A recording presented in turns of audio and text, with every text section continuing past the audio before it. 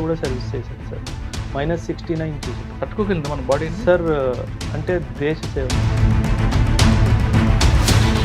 ఆ దేవుడే తాపం. రాజస్థాన్ మైనస్ నుంచి +53.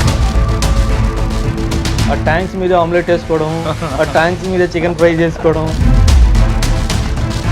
టచ్ చేస్తే ఇది వెళ్ళిపోతుంది. అంత వేడిగా ఉంటుంది. మీకు బాగా టఫెస్ట్ ఫైట్ అని చెప్పండి. ఒకరోజు మా మీద అంబుష్ జరిగింది. కాలువలో పడుకున్నాను, పైనుంచి బుల్లెట్స్ వెళ్తున్నాయి.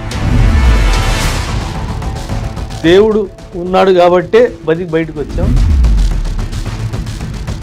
మన వాళ్ళు కూడా అటువైపు చేస్తుంటారు ఏమన్నా సర్జికల్ స్ట్రైక్స్? చాలా బ్యాట్ యాక్షన్ అంటారు సార్, బటాలియన్ యాక్షన్ టీమ్ అంటారు. రాత్రులు వచ్చి మనం ఒక సింగిల్ పోస్ట్ మీద అటాక్ చేసి వాళ్ళు తల నరికి తీసుకెళ్ళిపోయారు. వాళ్ళు 2 తీసుకెళ్లారు సార్, మేము 4 తీసుకెళ్ళాం. ఇన్స్టిట్యూట్ పెట్టాలి పిల్లలందరికీ, సివిల్స్ ప్రిపేర్ చేయించాలని ఆలోచన ఎందుకు వచ్చింది? ఒక ఇన్స్టిట్యూట్కి వెళ్ళాను సార్ ఢిల్లీలో. అంటే ఎంత కమర్షియల్ అనిపించిందంటే, ఏం కావాలి, ఇది కావాలా, ఓకే 2.5 లక్షలు కట్టయి ఈ 4 బుక్కులు తీసుకో వెళ్ళిపో. ప్రతి చోట నేను చూసింది ఓన్లీ కమర్షియల్ యాంగిల్ మాత్రం. బట్ అక్కడ జరిగింది మాత్రం స్టూడెంట్స్కి అన్యాయమే. ఫస్ట్ ఎక్కడ పెట్టారు? ఎంతమంది స్టూడెంట్స్? డబ్బులు కట్టండి. మీ దగ్గర వచ్చిన వాళ్ళకి ప్లాన్ బి ఉండి రమ్మంటారా? లేదు, క్రియేట్ చేస్తాను. ఎందుకంటే వాళ్ళలో స్ట్రెంగ్త్ ఐడెంటిఫై చేయాలి సార్ ఫస్ట్. వాళ్ళకి ప్లాన్ బి చూపించే బాధ్యత కూడా నాదే సార్. ఎందుకంటే యూపీఎస్సీ ప్రతి ఒక్కరు రాయాలి, అది నాది. కానీ చాలా మంది ఢిల్లీ వెళ్తేనే సివిల్స్ అనుకునే వాళ్ళకి మీరు మెసేజ్, ఢిల్లీలో వాళ్ళకి ఏదైతే దొరుకుతుందో నేను హైదరాబాద్లో ఇస్తాను. That's my promise. As a soldier I'm making it. Any competitive ఎగ్జామ్కి ప్రిపేర్ అవుతున్నప్పుడు 4 విషయాల్ని పక్కాగా అవాయిడ్ చేయాలి sir. Crime, cinema, cricket, politics. ఈ 4 ఎవరైతే ప్రిపరేషన్ స్టేజ్లో అవాయిడ్ చేస్తారో ఎవ్వడు తన్ని ఆపు.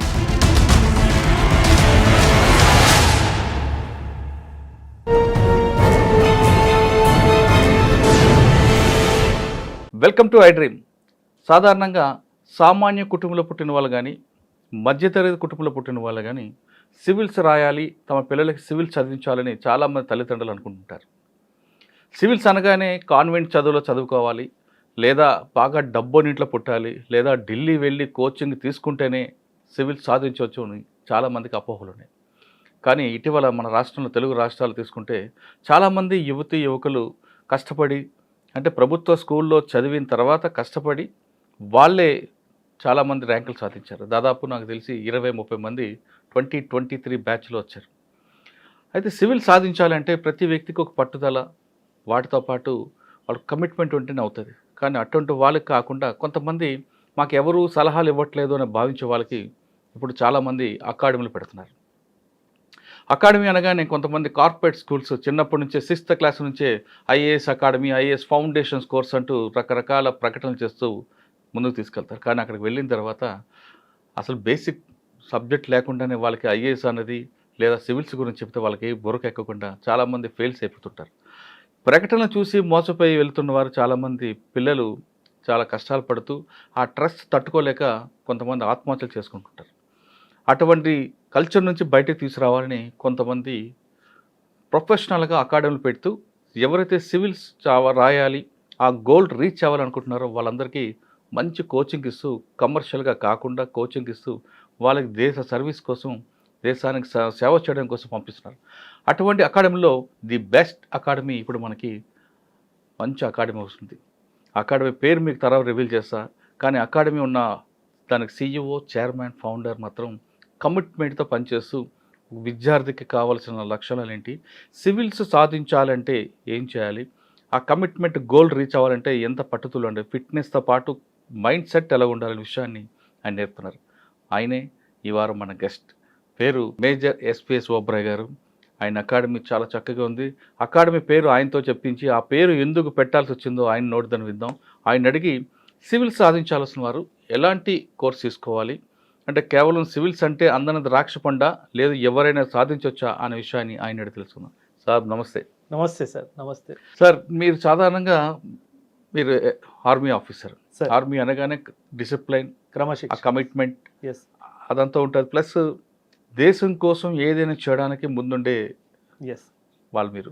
పర్టికులర్గా మీ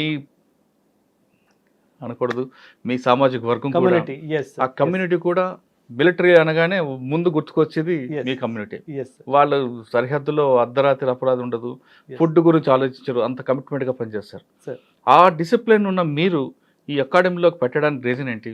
ఇక్కడికి వచ్చిన తర్వాత చాలామంది మీరు పెట్టిన ఏరియాలో అంత middle class people, above middle class కనిపిస్తుంటారు. వాళ్ళకి ఏ విధంగా మీరు మెంటర్గా చేస్తుంటారు? అంటే కేవలం ఫైనాన్షియల్ కాకుండా ఫిజికల్గా కానీ మెంటల్గా కానీ వాళ్ళు ఎలాగ మీరు దాన్ని తీసుకొస్తుంటారు? ఈ ప్రశ్నకు సమాధానం చెప్పే ముందు, ఇటీవల కాలంలో కమర్షియల్ అయిపోతున్న ఈ కోచింగ్ సెంటర్లకి, పర్టికులర్గా 6వ క్లాసు నుంచే ఐఏఎస్ ఫౌండేషన్ కోర్స్ అని కొన్ని కార్పొరేట్ స్కూల్ ప్రకటనలకి, వాటికి మీరు ఇచ్చే సమాధానం ఏంటి? కొన్ని చూస్తుంటే కమర్షియల్గా తీసుకుంటూ ఒక ఇంటర్వ్యూ చేసుకొని ఆ అబ్బాయిని మా స్టూడెంట్ అంటూ కొంతమంది ఇన్స్టిట్యూషన్లో పెడుతున్నారు. సార్. వాళ్ళకి ఇచ్చే మెసేజ్ ఏంటి? ఈ ప్రశ్నకు సమాధానం చెప్పే ముందు ఓబ్రాయ్ గారి ఫ్యామిలీ బ్యాక్గ్రౌండ్ చెప్పండి. So I was born and brought up in Hyderabad sir. Actually మా అమ్మవారు Visakhapatnam. My dad was a naval officer sir. So they met in Vizag, they got married. That's how I can talk so fluently in Telugu. Telugu రావడానికి కారణం ఏంటంటే ఇంక మాతృభాష sir. అమ్మతో మాట్లాడే అమ్మ భాష. ఎస్ సార్, మాతృభాష కాబట్టి. మీరు ఒక క్వశ్చన్ అడిగారు సార్, ఈ అకాడమీ ఎందుకు వచ్చింది అని చెప్పేసి.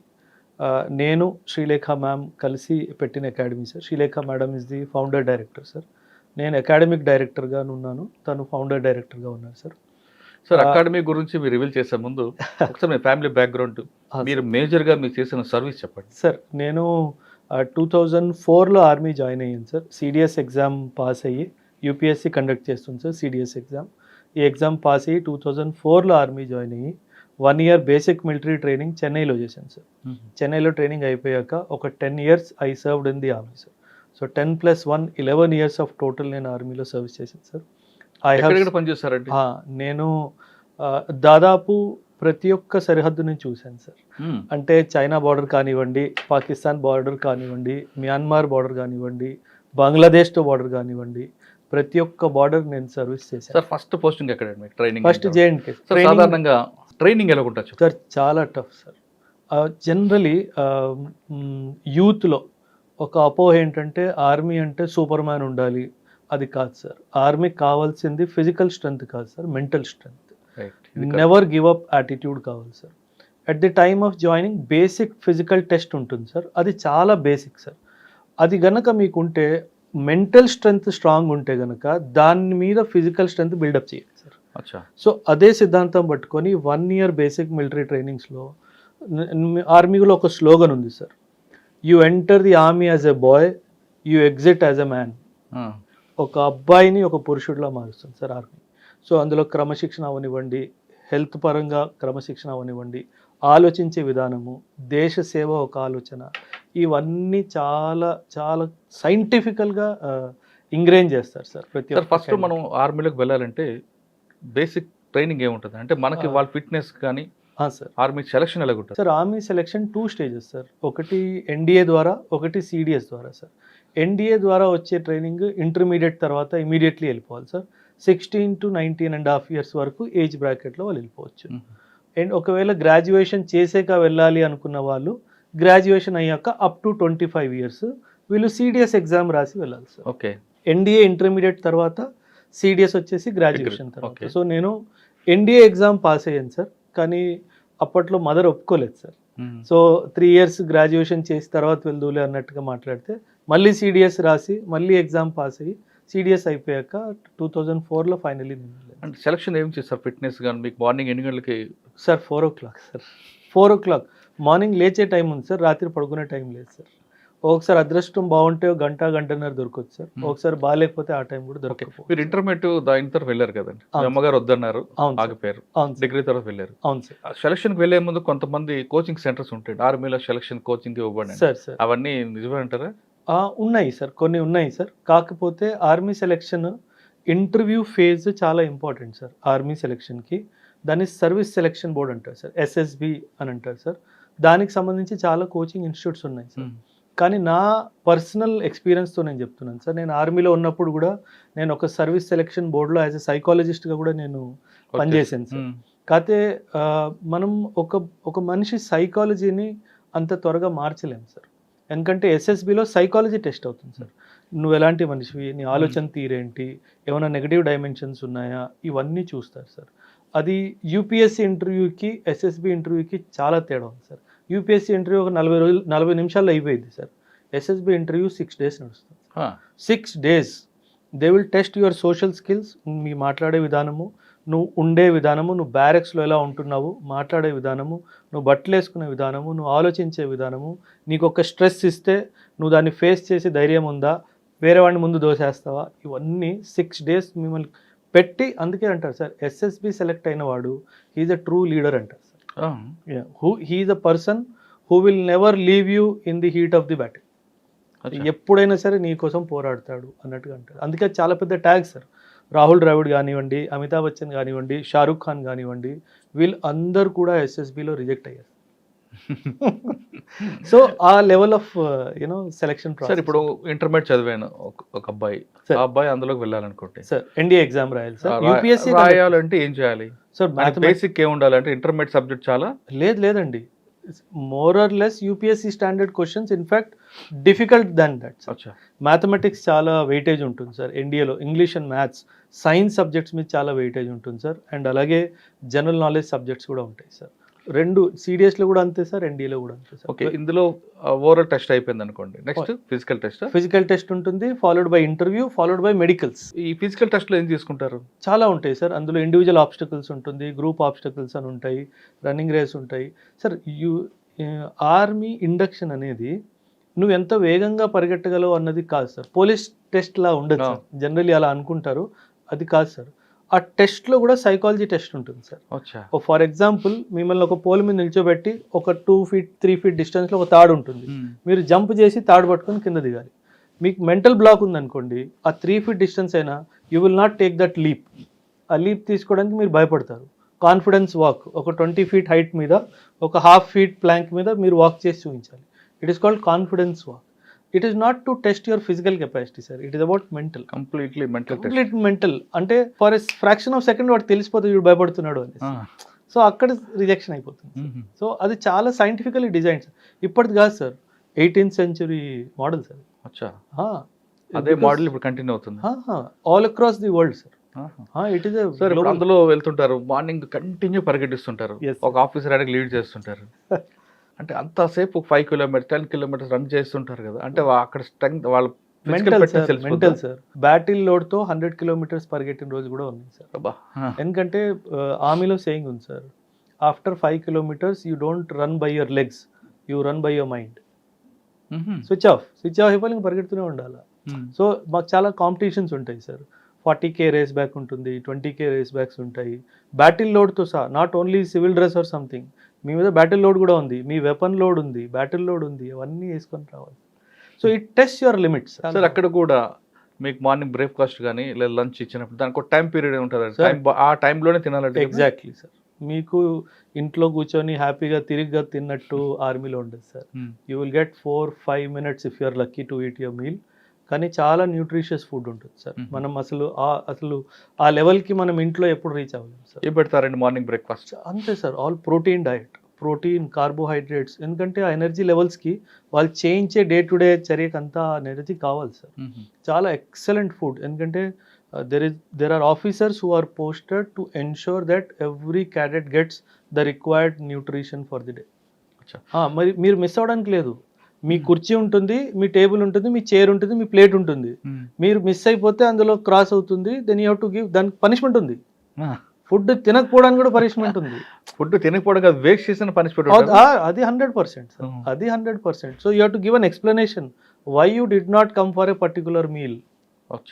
దానికి చాలా సివియర్ పనిష్మెంట్. ఒక మార్నింగ్ లేపుతారు, 4 o'clock లేపుతారు సార్, రన్నింగ్ అన్నీ అవుతాయి సార్. బ్రేక్ఫాస్ట్ టైం ఒక 40 minutes ఇస్తారు అనుకోండి. లేదండి, 15 minutes. లేదండి, 4 to 5 minutes. అంతమంది ఎలా తింటారండి? దట్ ఈస్ అంత పెద్ద డైనింగ్ హాల్ ఉంటుంది సార్, 2000 members కూర్చొని తినొచ్చు ఒక్కటే టైంలో అట్ వన్స్. అంతమంది వెయిటర్స్ ఉంటారు మిమ్మల్ని సర్వ్ చేయడానికి. చాలా ఎక్సలెంట్ అరేంజ్మెంట్ సార్. అది బియాండ్ ఇమాజినేషన్. కానీ ఒక్కొక్కసారి weekly once monthly once bada khana ఉంటుంది. అది bada khana after the training sir. మనం యూనిట్కి వెళ్ళాక డెఫినెట్లీ అది bada khana is a informal gathering with the troops. అచ్చా. వాళ్ళకి ఏమైనా కష్టాలు ఉంటే మాట్లాడడానికి. So bada khana is basically troops, ఎందుకంటే నార్మల్గా unit life is very strict sir. So వాళ్ళకి కూడా ఒక ఎంటర్టైన్మెంట్ ఫ్యాక్టర్ ఉండాలి అనే డైమెన్షన్లో బడాఖానా పెడతారు సార్. అది కూడా చాలా బాగుంటుంది sir. Bada khana was my favourite time, ఎందుకంటే వాళ్ళు సార్ ఆఫీసర్ అని మర్చిపోయి వాళ్ళ మనసులో ఉన్న మాట చెప్పుకుంటారు సార్. అది చాలా బాగుంటుంది. ట్రైనింగ్ అయిన తర్వాత ఫస్ట్ పోస్టింగ్ ఎక్కడ ఇస్తారండి? హవల్దార్ ఇస్తారా? డిపెండ్ సార్, మీకు ఏ రెజిమెంట్ అలాట్ అయిందో. ఇప్పుడు యూపీఎస్సీలో ఎలాగా ఐఏఎస్ వచ్చిందా, ఐపీఎస్ వచ్చిందా, అలాగా మీకు ఇన్ఫెంట్రీ వచ్చిందా, ఆర్టిలరీ వచ్చిందా, దాన్ని బట్టి ఆ ప్రజెంట్ ఆ యూనిట్ ఎక్కడుంది దాన్ని బట్టి కొందరికి ఫీల్డ్ వస్తుంది సార్, కొందరికి పీస్ వస్తుంది సార్. అచ్చా. నేను 10 years సర్వీస్ చేశాను సార్. అదృష్టం దురదృష్టం తెలియదు కానీ ఆల్ 10 years ఫీల్డ్లోనే ఉన్నాను సార్. ఓ, ఇక మీ దగ్గరకు వద్దామని. మీరు ట్రైనింగ్ అయింది, సార్ ఫస్ట్ పోస్టింగ్ ఎక్కడ ఇచ్చారు? ఫస్ట్ పోస్టింగ్ మానస్ బల్ అని చెప్పేసి యూఏవి బేస్ ఉంది సార్. అక్కడ నేను ఉన్నాను సార్. 18 months అక్కడ ఉన్నాను సార్. అక్కడ నుంచి మళ్ళీ రాజస్థాన్. సరే, ఒకసారి మన ఫస్ట్ పోస్టింగ్ వెళ్తే సార్, ఇక్కడ మీరు విశాఖపట్నంలో అంతా స్వెట్టింగ్ ఏరియా అది. మనకి నాది విశాఖపట్నం సార్ కాబట్టి సార్ సార్ మనం నిల్చున్నా కూర్చున్నా సమ్మర్లో అయినా మనకి స్వెట్ వస్తూనే ఉంటుంది. సార్ సార్ అటువంటి బాడీ మనకు అలవాటు అయిపోయింది. అవును సార్. ఈ బాడీని తీసుకొని కంప్లీట్గా మీరు అస్సలు కల్చరల్ షాక్ సార్. ఎందుకంటే అదొకటే కాదు సార్, నేను సియాచిన్లో కూడా సర్వీస్ చేశాను సార్. -69 చూశాను సార్. తట్టుకోగలింది మన బాడీ సార్ అంటే దేశ సేవ సార్.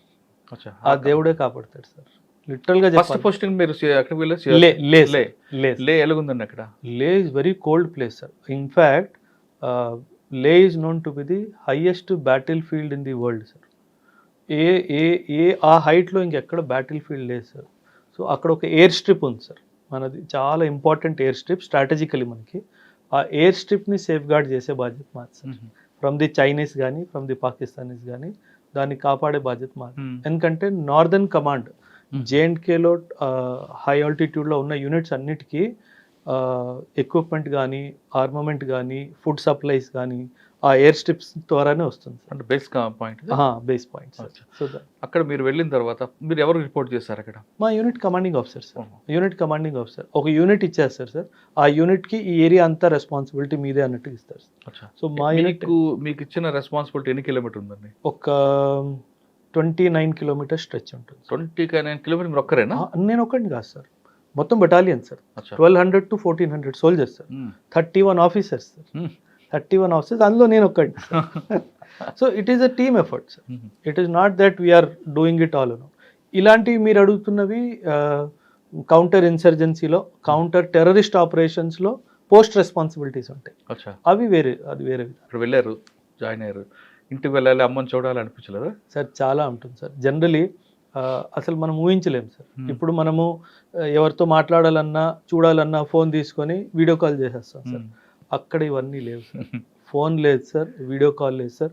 అంటే ఒక్కొక్కసారి శాటిలైట్ ఫోన్ కూడా పనిచేయదు సార్. అంటే మేము ఇంటి వాళ్ళతో మాట్లాడడానికి 8 నుంచి 10 kilometers, కొండల్లో 8 నుంచి 10 అంటే × 4 వేసుకోండి సార్. అంటే 30 kilometers నడిచి ఫోన్ చేసి మళ్ళీ తిరిగి వచ్చిన రోజులు కూడా ఉంది. ఎందుకంటే ఆ వ్యవస్థ లేదు సార్. అప్పట్లో లేదు, ఇప్పట్లో ఎలా ఉందో నాకు తెలియదు సార్. అప్పట్లో అసలు లేదు. మీకు అక్కడ బాగా మెమరబుల్ ఇష్యూ చెప్పండి సార్. బాగా మెమరబుల్ అంటే మీరు అన్నట్టుగా వెదర్ సార్. నేను యాక్చువల్లీ ఏప్రిల్లో నేను జాయిన్ అయ్యాను sir. By the time November December వచ్చేసరికి ఇంకా నేను తట్టుకోలేకపోతున్నాను సార్. అయితే మా doctor, I was feeling not well, doctor దగ్గరికి వెళ్ళాను సార్. నాకు బీపీ ఏదో ఫ్లక్చువేట్ అవుతున్నట్టు అనిపిస్తుంది అని బీపీ చెక్ చేశాడు. అయితే నేను I don't take alcohol sir, నాకు అలవాటు లేదు సార్, ఎప్పుడు తీసుకోలేదు. సో హీ వాజ్ లైక్ అరే సర్దార్ दारू पी ले थोड़ा ठीक हो जाएगा. मैं सर दारू तो नहीं पीऊँगा, you give me medicine, I will take medicine. He said, don't worry, the divine power will protect you. That day sir, ఆ రోజు తర్వాత నేను సియాచిన్లో కూడా వెళ్ళాను, ఏనాడు చలేయలేదు సార్. ఆయన ఎందుకు అన్నాడో ఆ మాట నాకు తెలియదు కానీ దేవుడే నీకు కాపాడుతాడని చెప్పాడు. ఎందుకంటే ఆ వెదర్లో ఆల్కహాల్ అన్నది it is a medicine sir. It will keep your body warm from inside. అయినా నేను తీసుకునేవాడిని కాదు సార్. వైన్ కన్నా దేవుడే అంతే. ఓకే, ఎంతకాలం? 18 months ఉండారండి ఇక్కడ? 17 months వరకు. నెక్స్ట్ ట్రాన్స్ఫర్ ఎక్కడ ఇచ్చారు? రాజస్థాన్ సార్. కంప్లీట్ గా 53 సార్. మైనస్ నుంచి +53 సార్. మీరు ఆశ్చర్యపోతారు సార్. మాకు ఆమె ట్యాంక్స్ ఉంటాయి, ఆ ట్యాంక్స్ మీద ఆమ్లెట్ వేసుకోవడం, ఆ ట్యాంక్స్ మీద చికెన్ ఫ్రై చేసుకోవడం. మా ట్యాంక్ స్టవ్ సార్, అంత వేడి. మీరు టచ్ చేస్తే ఇది వెళ్ళిపోతుంది సార్. అంత వేడిగా ఉంటుంది Hmm. Tank. So that was a very different, quite opposite. అవును. ఇంకో గమ్మత్ ఉంది సార్, ఇది western most sector of the Indian army. Next posting eastern most సెక్టర్కి వెళ్ళాను సార్. కంప్లీట్ రైన్ ఉంటుంది. కంప్లీట్గా అంటే నార్త్ నుంచి వెస్ట్కి వెళ్ళాను, వెస్ట్ నుంచి ఈస్ట్కి వెళ్ళాను. మీరు జాగ్రఫీ చదివినట్టయితే బ్రహ్మపుత్ర ఎక్కడైతే యూటర్న్ తీసుకొని ఇండియాలో ఎంటర్ అవుతుందో that is called Lohit valley sir. అక్కడ ఒక పోస్ట్ ఉంది, కిబుతు పోస్ట్ అని చెప్పేసి, ఆ పోస్ట్ కమాండర్గా ఉన్నాను సార్. అంటే అండ్ అక్కడ బోర్డు కూడా ఉంటుంది, this is the eastern most road of India అని చెప్పేసి. అంటే వెస్ట్ నుంచి ఈస్ట్కి వెళ్ళాను, నార్త్ నుంచి వెస్ట్కి వెళ్ళాను. సో అలా ట్రయాంగిల్ ఫామ్ అన్నమాట. ఈ 3 ప్రాంతాలు పనిచేస్తారు కదా మీరు, సార్ ఎక్కడ మీకు బాగా ఎంజాయ్ చేశారు? ఎంజాయ్మెంట్ అంటే అంటే ఎంజాయ్ అంటే ఇక్కడ బాగా పని చేయాలి ఇంకా. అరుణాచల్ ప్రదేశ్ సార్. అరుణాచల్ ప్రదేశ్లో లోహిత్ వ్యాలీ. అప్పట్లో సార్ నేను ఎర్లీ 2000 విషయం నేను చెప్తున్నాను.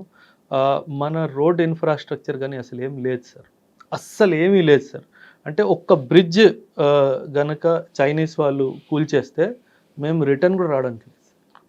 సో ఆ పరిస్థితుల్లో మేము డ్యూటీ చేసాం సార్. అంటే మీరు టైర్కి చైన్లు కట్టేవాళ్ళం సార్, ఎందుకంటే జిప్సీ పైకి వెళ్తుంది మళ్ళీ వెనక్కి వచ్చేస్తుంది, వెనక లోయ ఉంది sir.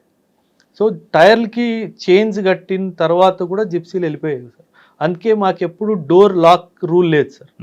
Door has to be always open. ఆ లాకింగ్ మెకానిజం తీసేస్తారు సో దట్ ఇమీడియట్గా జంప్ చేయడానికి మనకు సులువుగా ఉంటుంది అనే డైమెన్షన్. అయినా చాలా సోల్జర్స్ని కోల్పోయాను సార్. సో అక్కడ అనిపించేది సార్, ఇక్కడ మనం చాలా డెవలప్ చేయాలి ఏరియాని ఇన్ఫ్రాస్ట్రక్చరలీ అన్నట్టుగా. ఇప్పుడు జరుగుతుంది సార్, ఇప్పుడు చాలా ఆనందం వేస్తుంది అది చూస్తే, ఒక్కదాని తర్వాత ఒకటి జరుగుతుంది సార్. అయితే అక్కడ చాలా అనిపించేది. ఇన్ఫ్యాక్ట్ మీరు హిస్టరీ చదివితే కనుక 1962లో నేను పిల్లలు ఎవరైతే వింటున్నారో వాళ్ళకు కూడా చెప్తాను, there is a battle called battle of Walong, WALONG, battle of Walong. మన సోల్జర్స్ మన గవర్నమెంట్ నుంచి మీరు పోస్ట్ వదిలేయండి తిరిగి వచ్చేయండి అని చెప్పిన తర్వాత కూడా వాళ్ళు వదిలేయకుండా లాస్ట్ మ్యాన్ లాస్ట్ బుల్లెట్ వరకు ఫైట్ చేశారు. ఆ ప్లేస్లో నిల్చుంటే అదొక తెలియలేని ఒక సైలెన్స్ ఉంది సార్ ఆ ప్లేస్లో. ఇప్పుడు కూడా అంతమంది అక్కడ ప్రాణం కోల్పోయి దేశ సరిహద్దుల్ని కాపాడారు సార్. సో అది చాలా బాగా టచింగ్, తెలియకుండానే అక్కడ ఒక చాలా బాగా సార్. ఓకే సార్ సార్, మన ఫైరింగ్ మీకు ట్రైనింగ్ ఎక్కడ ఇస్తారు? అకాడమీలో కూడా ఉంటుంది సార్, యూనిట్లో కూడా రెగ్యులర్ ట్రైనింగ్ ఉంటుంది. ఎక్కడ అకాడమీ ఎక్కడ ఉంది? Academy Chennai sir, officers training అకాడమీలో బేసిక్ మిలిటరీ ట్రైనింగ్ ఉన్నప్పుడు కూడా ట్రైనింగ్ ఉంటుంది. అదే తర్వాత యూనిట్లో కూడా రెగ్యులర్గా firing training is a must sir. And as an officer because firing మీద కంట్రోల్ పెట్టేదే మేము సార్, ఫైరింగ్ మీద. సో దట్ ఈస్ వై మా ఫైరింగ్ స్టాండర్డ్స్ చాలా బాగుంటుంది సార్. సో ఈ 3 ప్రాంతాలు పనిచేస్తారు కదా, చేసినప్పుడు మీకు ఎప్పుడైనా మన టార్గెట్ ఎప్పుడైనా కనబడ్డారా, లేదా వాళ్ళతో ఎప్పుడైనా? చాలా మంది సార్, అంటే మనకి సినిమాల్లో చూపినట్టుగా ఉండదు సార్ సినిమాలు. అందుకే నేను జనరలీ ఆర్మీ సంబంధించిన సినిమాలు నేను వెళ్ళను సార్, ఎందుకంటే అక్కడ జరిగేది ఒకటి, వీళ్ళు చూపించేది ఇంకోటి. నేచురల్గా ఆర్మీ కాదు, పోలీస్ కూడా వేరేగా చూపిస్తూ ఉంటారు. సో అలా ఏం లేదు సార్, చాలా ఫ్లాగ్ మీటింగ్స్ ఉంటాయి. అంటే ఇప్పుడు మీరు నేను ఎలా కూర్చొని మాట్లాడుతున్నామో అలా వాళ్ళ ఆర్మీ కమాండర్ వస్తారు, మేము కూర్చొని వితౌట్ వెపన్స్, బాబు ఈ ప్రాబ్లమ్స్ ఉన్నాయి, ఇక్కడ ఈ ప్రాబ్లమ్స్, వార్ లైక్ సిచ్యువేషన్ ఉన్నప్పుడు అప్పుడు ఎవడు దొరుకుతాడా అని చూస్తాం, కానీ నార్మల్ టైంలో మటుకు అలా ఉంటుంది. అంటే సినిమాలో చూపిస్తున్నట్లుగా మనం మీకు అడుగుతున్నా సార్ సరౌండింగ్ బార్డర్స్కి వచ్చేసరికి వాళ్ళు వస్తుంటారు, గ్రానైట్ విసురుతుంటారు, ఇవన్నీ జరుగుతుంటాయి? లేదండి, లేదు. That only when the situation is bad, only when the war like situation is there, అప్పుడు ఇవన్నీ జరుగుతాయి తప్పితే నార్మల్ పీస్ టైంలో అంతగా ఏముంది. కానీ ఒక్కొక్కసారి మనకి ఆర్ఎస్పుర పంజాబ్ లాంటి జమ్మూ కావచ్చు, ఇటువంటి సెక్టార్లు, పూంచ్ సెక్టార్, అవును సార్, ఈ సెక్టార్లో ఎక్కువగా గ్రానైట్లు పడుతుంటాయి కదా అట్టుండే. అవును, అంటే ఇట్ ఈస్ మిస్చీఫ్ సార్. అంటే వాళ్ళు సార్ మనము పాకిస్తాన్ని అర్థం చేసుకోవాలి sir. Pakistan is a semi failed state sir. Semi failed state కాబట్టి ఆ గవర్నమెంట్ కూడా కొన్ని విషయాల్లో ఆర్మీ మీద కంట్రోల్ వీక్ ఉంది sir. So just to keep the issue of Kashmir alive వాళ్ళు ఏదో పని చేస్తారు. అంటే మనం ప్రొవోక్ చేయడంగా చేస్తుంటారు వాళ్ళు. మనకు ప్రొవోక్ అని కాదు సార్, ఇక్కడ గొడవ ఉంది, ఈ గొడవను మేమే సాల్వ్ చేయగలం, ఆర్మీయే సాల్వ్ చేయగలదు అని పొలిటికల్ లీడర్షిప్ని కంట్రోల్ చేయడానికి ఆ డైమెన్షన్లో పాకిస్తాన్ ఆర్మీ అంతే. కానీ అంత సిచ్యువేషన్ బ్యాడ్ ఏం లేదు, అంటే not on a day to day base. Sir ఇప్పుడు కొన్ని మీరు చేసిన విలేజ్లో మనకు బార్డర్ కనిపిస్తుంటుంది సార్, ఆర్మీకి మనకి ఉన్నది ఇష్యూస్ పక్కన పెడతాం, జనరల్ పబ్లిక్ పాకిస్తాన్ కానీ ఇండియా వాళ్ళు కలిసిమెలిసి ఉంటుంటారా? చాలా సార్, ఎందుకంటే మనకి బౌండరీ డిజైన్ చేసినప్పుడు అంత లాజిక్ అప్లై చేయలేదు సార్ వీళ్ళు. ఏమైందంటే ఫర్ ఎగ్జాంపుల్ సడన్గా మీరు అటు కూర్చున్నారు, నేను ఇటు కూర్చున్నాను, గవర్నమెంట్ వచ్చి ఇదే సరిహద్దు అనేసింది. సో తమ్ముడు అటు ఉండిపోయాడు, అన్నిటి వచ్చేసాడు. సో ఆ క్రాస్ కల్చరల్ లింకేజెస్ ఉన్నాయి sir. So common cultural landscape అని అంటాం నేను పాఠం చెప్పినప్పుడు. India Pakistan relationship common cultural landscape ఉంది కాబట్టే మనం గ్రేట్ వాల్ ఆఫ్ చైనా లాంటిది ఏం కన్స్ట్రక్ట్ చేయలేదు సార్. ఎందుకంటే ఒకరు కలుసుకోవాలి కదా. ఎందుకంటే ఫర్ సెంచురీస్ కలిసి ఉన్నారు. మీరు ఐ డోంట్ నో మీరు విన్నారో లేదో, మన్మోహన్ సింగ్ ఒకరోజు పార్లమెంట్లో ఒక స్టేట్మెంట్ ఇచ్చారు sir. I want to have my breakfast in Lahore, lunch in Pakistan, dinner in Afghanistan. This is how my forefathers lived and this is how I want my children also to live. అంటే ఎంత పెద్ద statement చూడండి sir. ఆయన ఏమంటున్నారంటే మన four fathers అందరు కలిసిమెలిసి ఉన్నారు, ఇలాగే ట్రావెల్ చేశారు, ఒక పాయింట్ నుంచి ఒక పాయింట్కి వెళ్తూ బ్రేక్ఫాస్ట్ లంచ్ డిన్నర్ చేసుకుంటూ ఉన్నారు, అలాగే మన ఫోర్ ఫాదర్స్ ఉన్నారు, అలాగే మన పిల్లలు కూడా కలిసిమెలిసి ఉండాలి, ఇలా కొట్టుకోవద్దు. చాలా పెద్ద స్టేట్మెంట్ సార్. అవునండి. అంటే అటువంటి కల్చర్ కనిపిస్తుంటుందా మీకు? Cross culture. అక్కడ కూడా Punjab is one of the biggest state of Pakistan కదా సార్. పార్టీషన్ లో పంజాబ్ పార్టీషన్ కదా అయింది సార్. అవును, కరెక్ట్. సో పంజాబ్ ఈజ్ మీరు విజువల్ గా చూసారా ఎక్కడైనా పనిచేస్తున్న జాయింట్ గా కానీ? మన ఫుడ్ హ్యాబిట్స్ కానీ, డ్రెస్ హ్యాబిట్స్ కానీ, కల్చరల్ హ్యాబిట్స్ కానీ almost similar sir. Almost similar. Language they use Punjabi is one of the most spoken language, Urdu is another language. అంటే వాళ్ళ రిలేషన్ కూడా అలాగే ఉందంటారా? Yes very much. అంటే ఓన్లీ ఆర్మీ మధ్యన వార్ ఇదంతే, పబ్లిక్ వార్ కాదు? లేదండి, సివిల్స్ వార్ కాదు అసలు, ఎప్పుడు లేదు సార్, ఎప్పుడు లేదు. They admire Indians like anything because the kind of మనకు దొరికే లిబర్టీ, స్వేచ్ఛ వాళ్ళకి దొరకలేదు. సెకండ్ పోస్ట్ ఎక్కడికి వచ్చారండి? రాజస్థాన్ తర్వాత then north east, Arunachal Pradesh, దాని తర్వాత అస్సాంలో insurgency, north east insurgency fight చేసింది సార్. ఒక 3 years వరకు నార్త్ ఈస్ట్ ఉల్ఫా, NSCN వీళ్ళందరికీ మేము, NDFB బోడోస్, చాలా అంటే నా టఫెస్ట్ పోస్టింగ్ అంటే north east insurgency because north east insurgents are very good in ambush.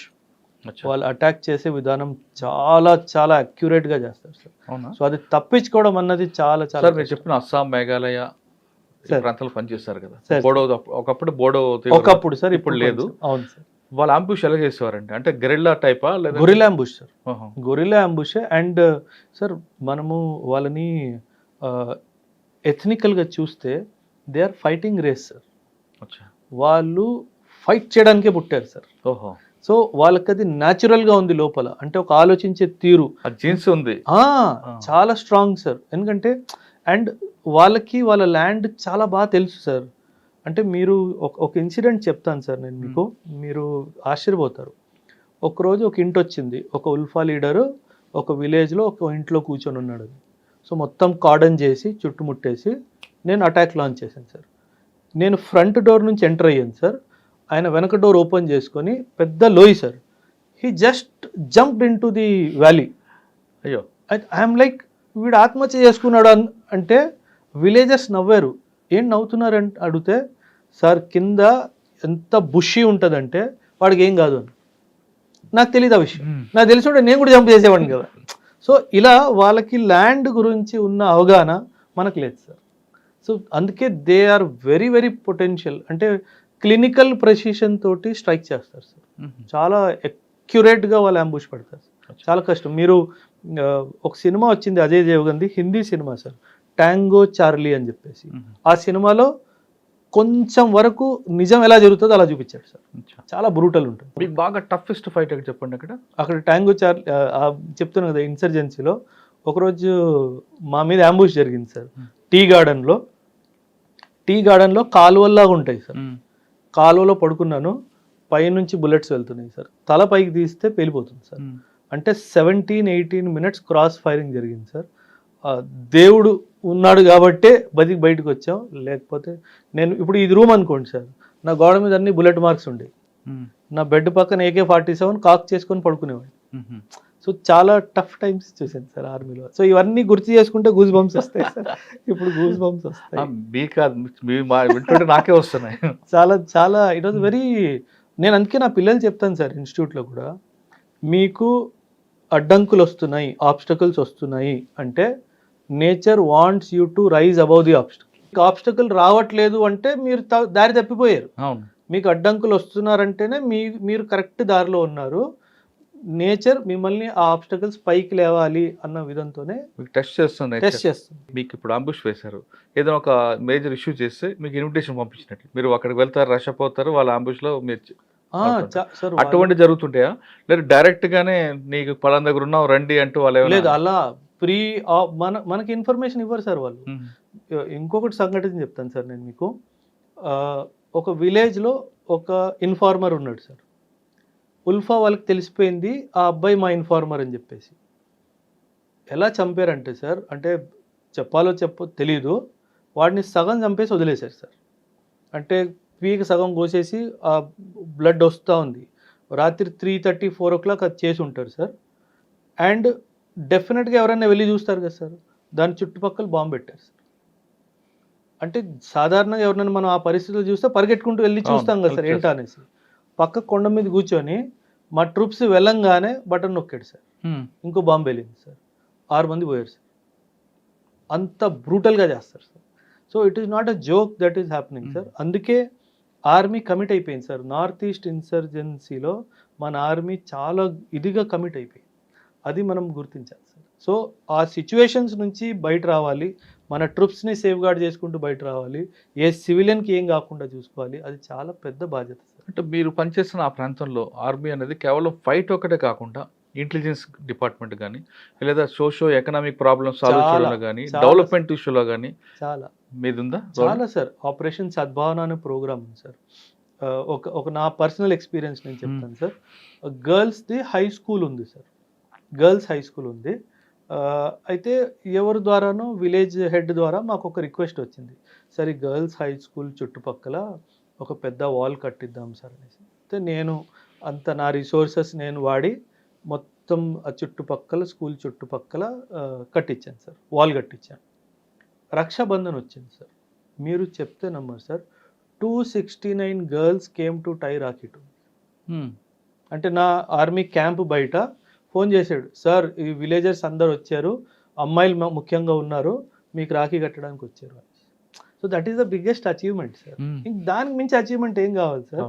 300 మంది మీకు రాఖీ కట్టడానికి మీ తలుపు బయట నిల్చుని ఉన్నారు అంటే we have affected their life positively. Sir మీరు చేస్తున్న టైంలో పనిచేస్తున్న పీరియడ్లో ఇంటెలిజెన్స్ అనేది మీరు ఎలా డెవలప్ చేస్తారండి? చాలా హ్యూమన్ ఇంటెలిజెన్స్ చాలా స్ట్రాంగ్ సార్.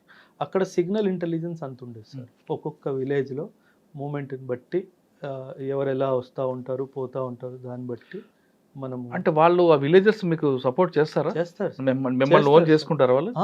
పక్కాగా సార్, పక్కాగా వస్తారు. ఎందుకంటే 2 విషయాలు సార్. విలేజ్కి చెడ్డ పేరు వస్తుంది, ఒకవేళ టెర్రరిస్ట్కి పనహా ఇస్తే కనుక విలేజ్కి చెడ్డ పేరు వస్తుంది అన్న డైమెన్షన్లో కూడా వాళ్ళు హెల్ప్ చేస్తారు. అంటే మనం వాళ్ళని ఎలా టచ్ చేస్తామో పాజిటివ్గా దాన్ని బట్టి వాళ్ళు అంటే వాళ్ళు మిమ్మల్ని ఓన్ చేసుకుంటే ఆ విధంగా మీ యాటిట్యూడ్ ఉండాలి. అది మన కాన్ఫిడెన్స్ గెయిన్ చేసుకోవాలి. ఆ కాన్ఫిడెన్స్ మనం గెయిన్ చేసుకుంటే బాగుంటుంది. మేము మా యూనిట్ ఆ ఏరియాని వదిలేసి వచ్చినప్పుడు సార్, మీరు చెప్తే నమ్మరు సార్, విలేజ్ మొత్తం ఖాళీ అయిపోయింది, అందరు గేట్ దగ్గర నిల్చొని చప్పట్లు కొట్టారు మొత్తం village sir. So I had 361 or 359 villages under my command. Sir మీరు China border, Pakistan border, Bangladesh border 3 బార్డర్లు చూసారు సార్. ఒక్కొక్క బార్డర్ నుంచి ఏవి ఎక్కువగా మనకి డ్రగ్స్ వస్తాయా, కరెన్సీ వస్తుందా, వెపన్స్ వస్తుంటాయండి? పాకిస్తాన్ నుంచి చాలా మటుకు డ్రగ్స్ స్మగుల్ అవుతాయి సార్. ఎక్కడ రాజస్థాన్ బార్డరా? లేదు సార్, గుజరాత్ కానీ రాజస్థాన్ కానీ పంజాబ్ కానీ జేఎండ్కేలో జమ్మూ రీజన్ కానీ అక్కడ నుంచి మనకి చాలా డ్రగ్స్ వస్తాయి సార్. ఓకే. నేపాల్ బార్డర్ నుంచి వెపన్స్ కానీ ఇల్లీగల్ స్మగ్లింగ్ కానీ బంగ్లాదేశ్ నుంచి కూడా చాలా స్మగ్లింగ్ జరుగుతుంది sir. Okay. China and all is more of weapons. North east దీంట్లో అండి? నార్త్ ఈస్ట్ విమెన్ ట్రాఫికింగ్ ఎక్కువ sir, women and drug trafficking. Bangladesh more of Manipur side నుంచి సార్. మనకి థాయిలాండ్ నుంచి, వియత్నాం, కంబోడియా నుంచి అక్కడ గోల్డెన్ ట్రయాంగిల్ అని ఉంది సార్. డ్రగ్కి వరల్డ్లో top producer of drug is golden triangle in the north east sir. Cambodia, Laos, Vietnam అని చెప్పేసి 3 కంట్రీస్ నుంచి అక్కడ నుంచి డ్రగ్. మనకి ఎక్కడ వస్తుందండి బార్డర్? మణిపూర్లో మా మోరే అని చెప్పేసి ఐసీపీ ఉంది సార్, ఇంటిగ్రేటెడ్ చెక్ పోస్ట్. అక్కడ నుంచి చాలా ఎక్కువ మంది అంటే మన బోర్డర్ మన పోస్టులు ఉన్నాయి ఇక్కడ, ఉన్నాయి సార్. మరి మన వాళ్ళు చేస్తుంటారు. అంతా జరుగుతుంది సార్. బార్డర్ ఈజ్ ఓపెన్, అంటే మనకు పాకిస్తాన్తో ఉన్నట్టుగా ఒక ఫిజికల్ ఆబ్స్టకల్ ఏం లేదు, ఫెన్స్ కానీ అట్లాంటివి ఏం లేవు, బట్ పోస్టులు ఉన్నాయి, పెట్రోలింగ్ జరుగుతుంది, అదంతా జరుగుతుంది. డ్రగ్ అంటే మిగతా వాళ్ళకన్నా డ్రగ్ సప్లై చేసేవాడు కొంచెం అక్కడ ఫెరోషియస్ ఉంటుంటాడు. ఎందుకంటే అది చాలా డీప్ సిండికేట్ సార్, చాలా పెద్ద పెద్ద హ్యాండ్స్ ఉంటాయి సార్ అందులో. సో అందుకే there is a term called drug running sir. అంటే ఎవరన్నా అడ్డుకున్నా సరే వాడిని కూడా ఎలిమినేట్ చేయడానికి ట్రై చేస్తారు. So drug trafficking is a big menace sir. ఎప్పుడైనా మీకు అటువంటి ఇష్యూస్ ఎదురయ్యండి? చాలా సార్. అంటే we have confiscated kilos of drugs sir. అంటే కాకపోతే పాకిస్తాన్ నుంచి వచ్చేది వేరు, ఇక్కడ నుంచి వచ్చేది వేరు, ఆ డైమెన్షన్. సార్ ఇంకా రాజస్థాన్ ప్లస్ గుజరాత్ అన్ని బోర్డర్ నెక్స్ట్ ఎక్కడికి వచ్చారు పెళ్ళి అయిన తర్వాత? దేహ్రాదూన్లో సర్వీస్ చేశాను సార్ ఒక టూ ఇయర్స్ వరకు. డెహ్రాడూన్లో ఎక్కడ ఉన్నారు? దేహ్రాదూన్ గడి క్యాంట్ పెరీ స్టేట్ అని చెప్పేసి 2 ప్లేసెస్ ఉన్నాయి సార్. అంటే that was basically for training purposes sir. అక్కడే ఆ 2 ఇయర్స్ కొంచెం ఫ్యామిలీతో పాటు ఉన్నాను సార్, ఆ తర్వాత ఎప్పుడు లేదు. డెహ్రాడూన్లో ముస్సోరీ, ఉత్తరాఖండ్ అని చూసారా? అక్కడ మనం ఫ్లవర్ వ్యాలీ ఉంటుంది. అవును సార్, చాలా beautiful location, flowers valley. Badrinath route వెళ్ళారా మీరు? చాలా బాగుంటుంది. అంటే సార్ ఆర్మీ మూవ్మెంట్ కి సివిలియన్ మూవ్మెంట్ కి చాలా తేడా ఉంది సార్. అంటే మా మూవ్మెంట్ అంత ఫ్రీగా యాజ్ అ సివిలియన్ గా ఉండదు సార్, చాలా పకడ్బందీతో జాగ్రత్తగా మూవ్మెంట్ చేయాలి. ఇక్కడ మీ మన టెంపుల్ కూడా ఉంటుందండి. ఉన్నాయి sir. Gurudev Tegh Bahadur Guru Tegh Bahadur. There is one famous temple called Nahan also sir, అది కూడా అక్కడే ఉంది, పౌంటా సాహిబ్ దగ్గర. చూసారు సార్ మీ కల్చర్లో సార్ ఇటువంటి పిల్గ్రిమ్స్ కానీ యాత్రగాలు వెళ్తున్నప్పుడు మధ్యలో లంగర్ పెట్టి ఫుడ్ పెట్టడం వెనక రీజన్ ఏంటండి? Service to humanity, service to God sir. ఇది సిక్కిజం ది ఒక basic principle. 3 principles sir Sikhism: Naam Japo, Kirat Karo, Vand Ke Chhako. These are the 3 principles. Naam Japo, దేవుడిని మర్చిపోవద్దు, దేవుడి పేరు తీసుకుంటూ ఉండాలి. Kirat Karo, do work, hard work. You will never find a Sikh person begging for food. మీకు ఎక్కడ దొరకదు సార్, ఎందుకంటే కమ్యూనిటీలో దాన్ని అప్రిషియేట్ చేయరు sir. And Vand Ke Chhako is when you SIT to eat you should have somebody to share the food with. So అది అక్కడ ఆ కాన్సెప్ట్ నుంచి లంగర్ అనే కాన్సెప్ట్ వచ్చింది సార్. కానీ లంగర్ ఇంకో డైమెన్షన్ ఏంటంటే it is like meeting of equal social status. రాజు అయినా ఒక పేద కుటుంబానికి చెందినోడైనా పక్కన కూర్చొనే తినాలి. When Guru Nanak was professing about Sikhism sir, చాలామంది రాజులు తనని కలవడానికి వచ్చేవాళ్ళు. ఇది పార్ట్ ఆఫ్ హిస్టరీ సార్, నేను చెప్తున్నాను మీకు. రాజు వాళ్ళని కలవడానికి వచ్చేవారు. ఆయన ఆదేశం ఏంటి? ఫస్ట్ లంగర్లో భోజనం చేయి, ఆ తర్వాత నా దగ్గరికి రా. భోజనం చేయించాల్సిన ఉద్దేశం భోజనం పెట్టడం కాదు, నీ పక్కన ఎవరున్నా సరే నువ్వు దాన్ని యాక్సెప్ట్ చేయాలి, అప్పుడే నా దగ్గరికి రావాలి. సో నువ్వు నేను కింగ్ అనే ఆలోచన నుంచి కిందికి వచ్చి కామన్ మ్యాన్ లాగా తిని నా దగ్గరికి వస్తే అప్పుడు నేను చెప్పింది నీకు అర్థమవుతుంది. లంగర్ చేసే దానికి ఫుడ్ కానీ మిగతా విషయాలకు కానీ ఫైనాన్షియల్ ఎక్కడి నుంచి వస్తుంది? డొనేషన్స్ సార్ చాలా బాగా చేస్తారండి సార్. కోవిడ్ అవ్వనివ్వండి, ఎనీ న్యాచురల్ డిజాస్టర్ అవ్వనివ్వండి, ఎనీ కైండ్ ఆఫ్ కెలామిటీ అవ్వనివ్వండి, the Sikh community is the first community to respond. Establish hunger instantaneously. Within 2 hours hunger will be established. Hot food will be served to everybody. Hot food కూడా మీరు ఇచ్చేది లంగర్లో రోటీ, దాల్, పన్నీర్, butter milk, sweet. It has divine blessings. ఆ taste ఇంట్లో రాదు. ఆ ప్రసాదం మనకు ప్రసాద్ పెడతారు కదా సార్, అది మనం ఎంత నెయ్యి వేసినా సరే, ఎంత వేసినా ఇంట్లో ఆ టేస్ట్ రాదు sir. That has divine blessing sir. అది దేవుడు. సార్ మీ కమ్యూనిటీలో ఇంకొక మంచి గొప్ప విషయం ఉందండి సార్. ఎవరైనా తప్పు చేస్తే గురుద్వారకు వెళ్ళి అక్కడ బూట్ పాలిష్ చేయడం సేవ sir. So it is called you know, మనం ఏమైనా తప్పు చేస్తే దేవుడికి okay, I'm trying to understand that I have committed a mistake, నేను తప్పు చేశాను, దానికి నేను ఈ సేవ చేస్తాను. తప్పు చెయ్యకపోయినా చాలామంది వస్తారు సార్, ఆ స్పిరిట్తో వస్తారు. అంటే it is basically to bring a sense of equality. మనం అందరూ ఒక్కలే. నేను ఇంకొకటి బూట్ పాలిష్ చేస్తున్నందుకు నేను చిన్నోడిని అయిపోను, ఆ డైమెన్షన్ ఆఫ్ థాట్ కూడా సార్ మనం మీ ప్రొఫెషన్లోకి వద్దాం. సార్ సార్ తర్వాత ఇక్కడికి వచ్చారు మీరు? After Dehradun sir I went to Bathinda sir. పంజాబ్లో బటిండా వాజ్ అవర్ బేస్, కాకపోతే ఫ్రంట్ వాజ్ అవర్ బార్డర్. అక్కడేం మీకు వర్క్ ఉందండి? Pathankot Pathankot. My border sir. ఇప్పుడు ఏ పీరియడ్లో మీరు చేశారు Pathankot? 2012 to 2014 sir. Pathankot air base మీద అటాక్ అయింది కదా ఒకటి, అది నేను వచ్చాక సార్. మీరు వచ్చాక? అది నేను వచ్చాక చాలా సంవత్సరాల తర్వాత సార్. అంటే సార్ అక్కడ పఠాన్కోట్లో సింధు నది, సార్ ఎస్, ఎస్ సింధు అవతల వైపు పాకిస్తాన్, ఇవతల వైపు మన ఇండియా. అవును సార్, అది ఎక్కడో పుట్టి పాకిస్తాన్లో కలుస్తుంటుంది నది. అవును సార్, అవును. ఇంత ఫ్రీ మూవ్మెంట్ ఉన్నప్పుడు మనకి విజిలెన్స్ అక్కడ ఇంటెలిజెన్స్ ఉండదంటారా ఎవరు మూవ్మెంట్ ఉందనేది? ఉంటుంది సార్, ఉంటుంది సార్. బట్ కాకపోతే రాత్రులప్పుడు వెదర్ బాగాలేనప్పుడు ఎనిమీ కూడా ఇవన్నీ చూసుకొని అటాక్ చేస్తాడు సార్. సో ఒక్కొక్కసారి ఏమవుతుందంటే, బికాస్ అంటే it is not a plain area to guard. Mountains ఉన్నాయి, హిల్ ఉంది, రివర్ ఉంది, సో గ్యాప్స్ ఉంటాయి సార్. వాళ్ళు over a period of time they have identified these gaps. ఆ గ్యాప్స్ని వాడి లోపల సార్ అక్కడ టెరైన్ కూడా చాలా డిఫికల్ట్ టెరైన్, చాలా డిఫికల్ట్. మరి అంత దీంట్లో వాడు కమిట్మెంట్ వస్తాడా లేదు దేనికి వస్తుంటాడండి? అంటే సార్ రావడమే కష్టం, వచ్చిన తర్వాత ఐడియాలజికలీ డ్రివన్ కదా సార్. వాళ్ళ ఒక ఐడియాలజికల్ని వాళ్ళని బ్రెయిన్ వాష్ చేసి వాళ్ళకి ఏదో డబ్బు ఇచ్చి ఏదో చేసి పంపిస్తారు సార్. వస్తున్న వాడికి తెలుసు సార్ చనిపోతానని, ఇవాళ కాతే రేపు చనిపోతానని క్లారిటీ వాడికి ఉంటుంది సార్. అక్కడ చాలా పరిస్థితులు బాగాలేవు సార్. అంటే వాళ్ళకి ఎలా అంటే ఒక ఫిదాయిన్ అటాక్ అంటాం, సూసైడ్ మిషన్కి వెళ్తే కనుక ఒక 50 లక్షలను 40 లక్షలను చెప్పి ఇంట్లో ఇచ్చేస్తారు సార్. దానికి ఆశ పడిపోయి యూత్ వచ్చేస్తారు. అదొక్క డైమెన్షన్ కూడా చాలా డిస్టర్బింగ్. తర్వాత పూంచ్ సెక్టార్లో సార్ ఎక్కువగా అండర్ గ్రౌండ్ నుంచి కూడా వస్తుంటారు, టనల్స్ క్రియేట్ చేసుకున్నారు sir. Over period of time 75 yearsలో టనల్స్ డిగ్ చేసేసుకున్నారు సార్. సో పైన ఫెన్స్ ఉంది, కింద నుంచి వచ్చేస్తున్నారు సార్. సో ఆ ఒక్క డైమెన్షన్ కూడా చాలా విచారించాల్సిన డైమెన్షన్ సార్. మీరు టైం కాకుండా తర్వాత డ్రోన్స్ అటాక్ స్టార్ట్ చేసి ఇప్పుడు this is the latest trend sir. దాన్ని మరి బ్రేక్ చేయొచ్చా మనం? డ్రోన్ క్యాచర్స్ అని చాలా ఎక్విప్మెంట్స్ వచ్చేసాయి సార్. డ్రోన్ ని జామ్ చేయొచ్చు సార్, మనం కంట్రోల్లో తీసేసుకోవచ్చు. సో కాకపోతే ఇట్ ఈస్ ఇంకా ఇవాల్వ్ అవుతుంది సార్. డ్రోన్ థ్రెట్ ఇవాల్వ్ అవుతుంది, దానికి డిఫెన్స్ మెకానిజం కూడా ఇవాల్వ్ అవుతుంది sir. It will take another 2-3 years time. ఇప్పుడు కూడా డ్రోన్ నెట్స్ వచ్చేసాయి. అవునా?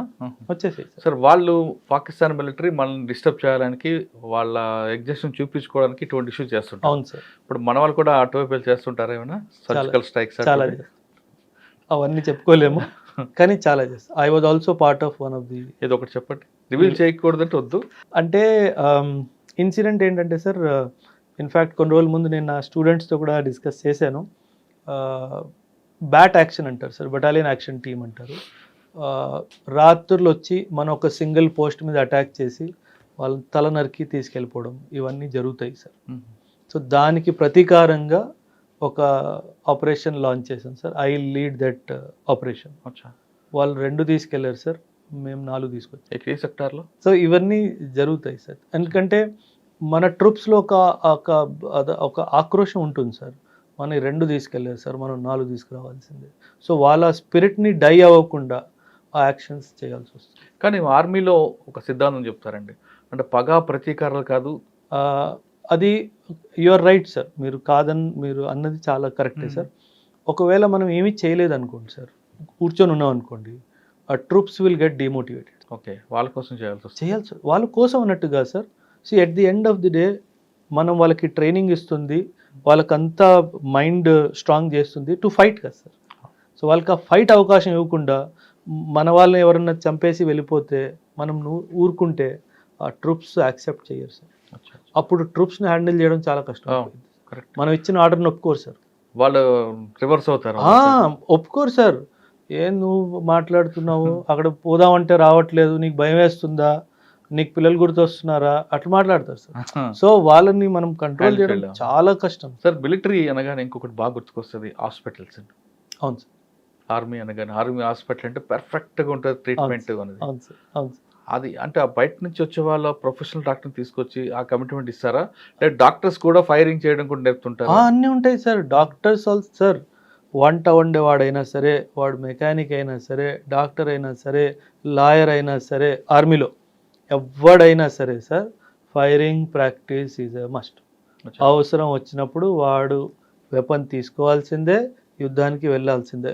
అంతెందుకు సార్, పూజారి గారు ఉంటారా, pujari is also authorized weapon. Okay. He also goes for firing. Doctors కి ఎందుకు అంత మంచి పేరు వస్తుంది అక్కడ? ఎందుకంటే సార్ ఆర్మీ హాస్పిటల్ అనగానే సార్, ఎందుకంటే సార్ ఎక్స్ట్రీమ్ కండిషన్స్లో కూడా వాళ్ళు ట్రీట్మెంట్ చేస్తారు.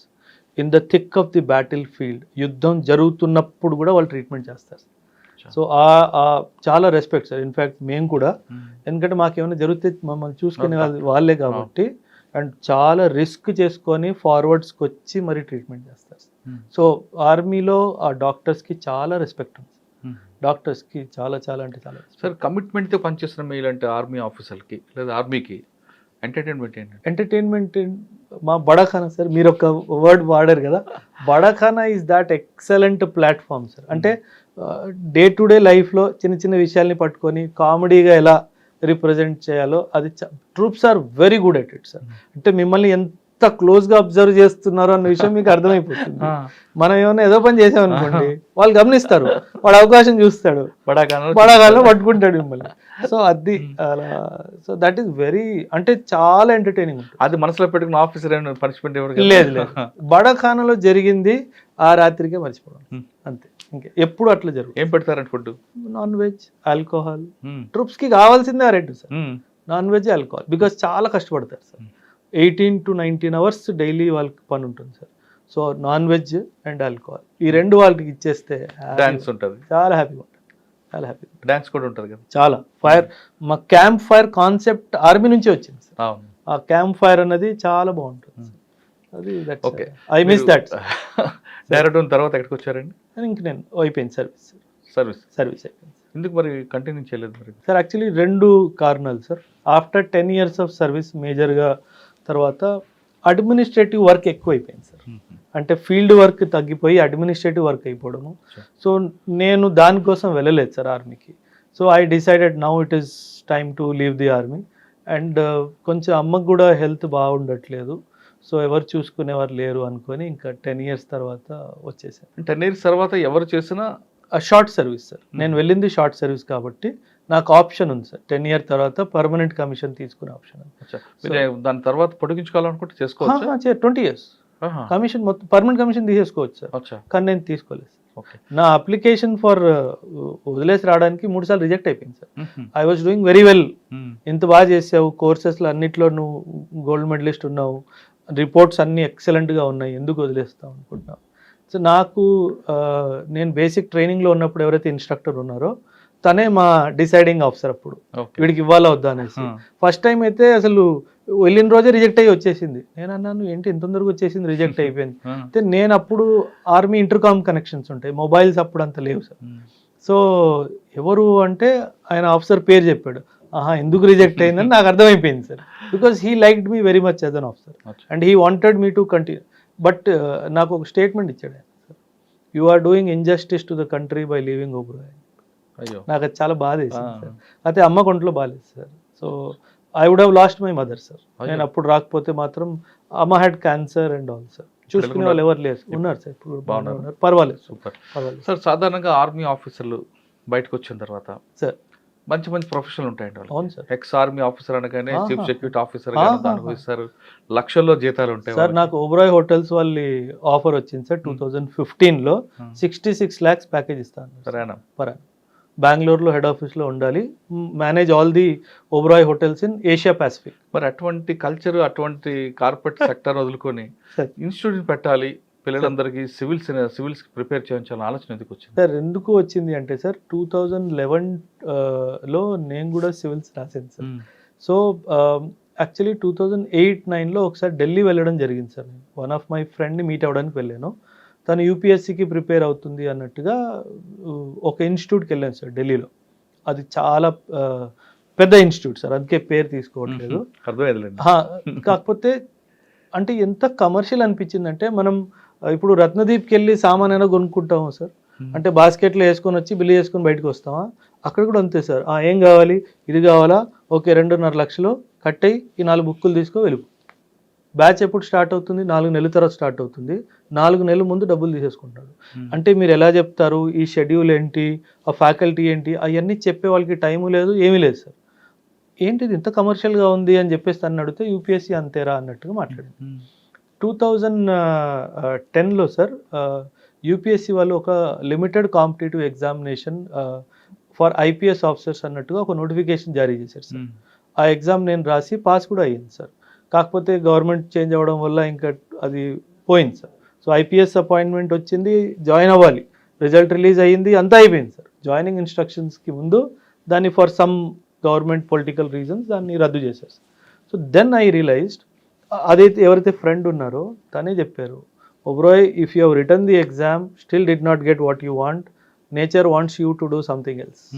సో అక్కడ నేను శ్రీ మేడంని కలవడము, ఇద్దరం కలిసి ఒక ఆలోచన, because she is also victim of the same institute which I told. So then we said it is too much commercial, let's bring something where students will get support.